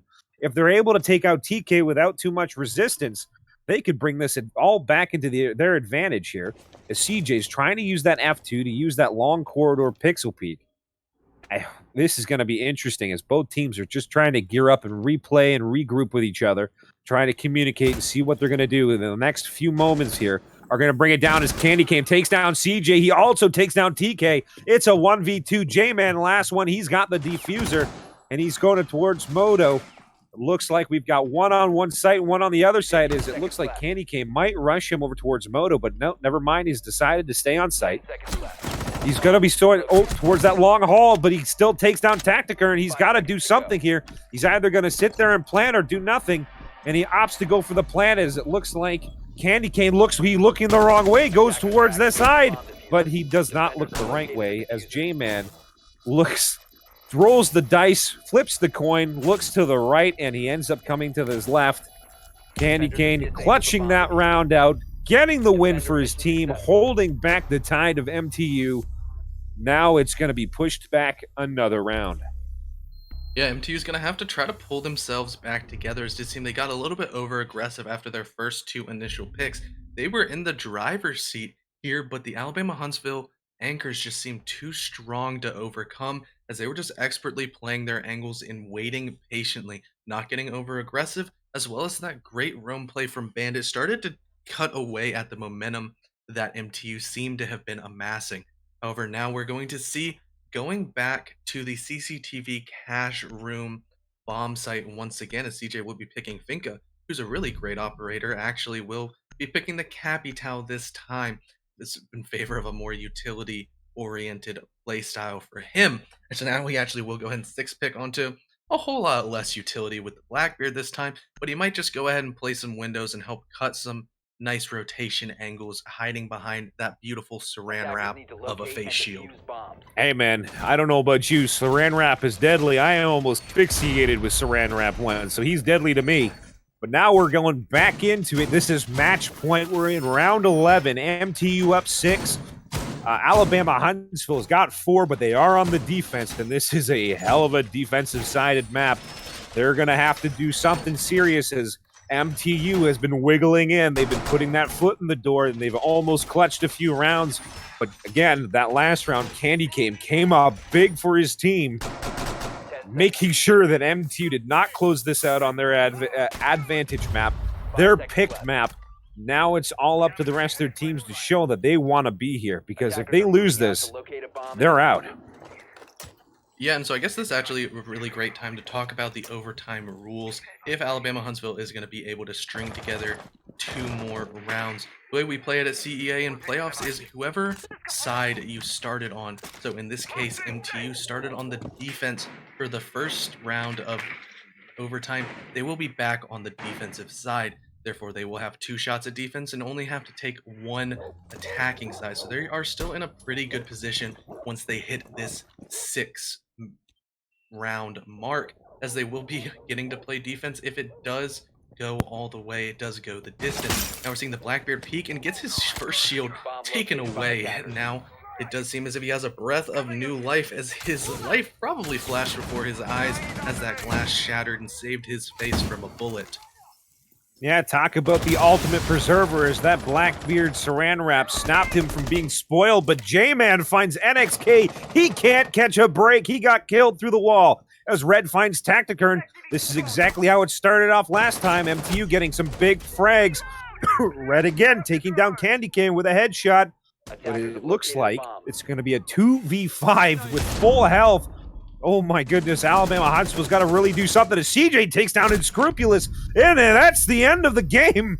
As Red takes down Schmitz, that's a flawless round as MTU stayed alive the entire time for that one, ending it on one hell of a positive note. And that's the end of a really, really big upset, as that is an 19 seed of MTU Gold taking down the 3 seed of Alabama Huntsville. And that's off the back of CJ really carrying his team this time. He had 14 kills that's Candy Cane, pardon me. Oh, CJ still did have 14 kills, and Red had 14 as well. And both of these players were definitely fragging out of their mind on Clubhouse and making it their own map quite literally, as this was a 2-0 and it is a win for MTU. We will be getting an interview in to be able to pick the minds of the inside of MTU's brains and get a little pick behind the scenes of what was really going on as they played. Yeah, it was an absolute treasure to watch, especially how CJ was playing the mind games as Mozzie. He peeked from garage, then he went to cash window. He was fragging a person each time he came around, and then getting that third frag in construction, and still had the cojones to try and re-peek the last guy coming through construction. It was absolutely fantastic. So far, though, watching both of these teams, I think they were very much matched up towards each other. I think it just ended up being a few banana peels that Alabama Huntsville ended up stepping on that caused them to lose just a couple more rounds than they should have. I think that they were very, very strong on their maps. They just, a few things didn't go their way, especially with NXK. He just could not catch a break. It had nothing to do with him not playing properly. It just ended up being a wall bang here, a bad peek there, a wide peek in the wrong spot, looking the wrong way. Again, it was just ended up being the situation at the time would just ended up rolling bad for him. That was a very unfortunate, as he was very strong on that first map in Villa. He did some really great things for his defensive side for his team. Unfortunately, on that second side, on their map, their picked map, it just did not work out for him. And so now we actually are going to be blessed by the presence of Boomer for this interview. So whenever he goes ahead and moseys on in here. And hello, welcome, Boomer. Hello. How are you doing tonight, my mans? Well, I'm a little hyped up on adrenaline right now, but other than that, feeling pretty good. That's good to hear, man. So we're going to pick your brain a little bit here. Of course. Give us some insight on those defensive side rounds on that second map. Were you guys really into it? What was the plan going into there? Because you knew it was their map. They picked it. They had their entire thing together. They had a strategy in place. They clearly banned some really high-profile attacking operators, but you guys were able to really push it together as a defensive side team, especially with you and CJ and even Red himself picking very advantageous times to roam and when not to roam. So give us a little bit of insight on that. Well, after playing the Villa map, we kind of noticed how they were playing. They like to pick the Monty. They like to go for drone intel and everything. So we ended up picking the mute Mozzie combo. They left Mozzie open since they had banned the Kaid. So we were able to continue through and find a way to counter that. first we played Garage, and we knew, or not, sorry, not Garage. We played Gym, and we knew that their Monty push might not be able to hold through a construction hold. So we were able to kind of counter the way they were playing by bringing the Legion as well for the Monty, and then the Mute Mozzie for the drones. Anything past that was mostly us winning gunfights and overall playing trades. Yeah, definitely looked like you guys really knew what you guys were doing on Clubhouse. Maybe does that have to go in? Do you feel like you won the band stage of this game? Yes, we felt like we won Clubhouse bans because we had banned Maverick, a standard defense ban for us, and then they had banned Thatcher, and we kind of got confused on that because it makes attacking more difficult, right? You can't get CC open, you can't get Jacuzzi open if both of them are banned. So we figured, oh, they're gonna play Kali. She's open for playoffs, and they never did. They just did the Monty push. So we were kind of taken aback by that, but we were able to just almost deal with it, and we knew that we had some easier times on defense with both Thatcher and Maverick banned. That was a very well played match. Now, I have to ask, the Echo on Villa, was that a target towards the Monty? Because it seemed like you guys couldn't deal with it the first round. Then you brought Echo in, and he seemed to almost follow around Monty with his drones. Was that the real reason for it, or was it for a denial of the plant? Well, the Echo was more of just an all-around pick. We had it for the Monty, we had it for roaming cams, we had it for plant denial, but they weren't really planting all that often on the Villa map. So we picked Echo because we knew that Maestro Echo was a good combo to have, but we mostly picked it just to make sure that we had a good overall operator on the roster. Damn, and I thought it was just to target the Monty. Well, you guys did an absolutely fantastic job. Well done. Thank you. Honestly, man, it was a bit of an upset, but you know what? The underdog has teeth too, and people seem to forget that sometimes. So Always. well done to you and the MTU team. A round of applause by all of you. CNAPs, you got any more things you want to ask them? I think we can go ahead and just thank our sponsors. As this year at CEA, we've had a couple new faces join our ranks, and biggest of all of them will be Corsair, as they've done a lot of great work with us here, really helping to beef up our prize pool, as well as them doing some really nice giveaways. If you ever need any nice peripherals or high quality computer parts, you can go ahead and go over to Corsair.com and find some really great products. In addition to that, if you've been looking at the Discord and maybe seen some announcements, you would know that we have some new merch. There's some great sweatpants, there's a nice dad hat, there's these beautiful wall scrolls, as well as some nice mouse pads. So if you go over to our friends over at whatsnew.gg, you can find all of those amazing products over there. As well as if you need a little extra pep in your step, a little kick in the butt as you're either studying or gaming, if you go over to our friends at Rogue Energy, you can pick up a really nice energy supplement that tastes great as well as packs a little bit of a caffeine punch. If you use code CEA at checkout, you will be getting 10% off your order. And as always, guys, I'm the one true Spades, And I'm CDAPS. and we'll see you next time.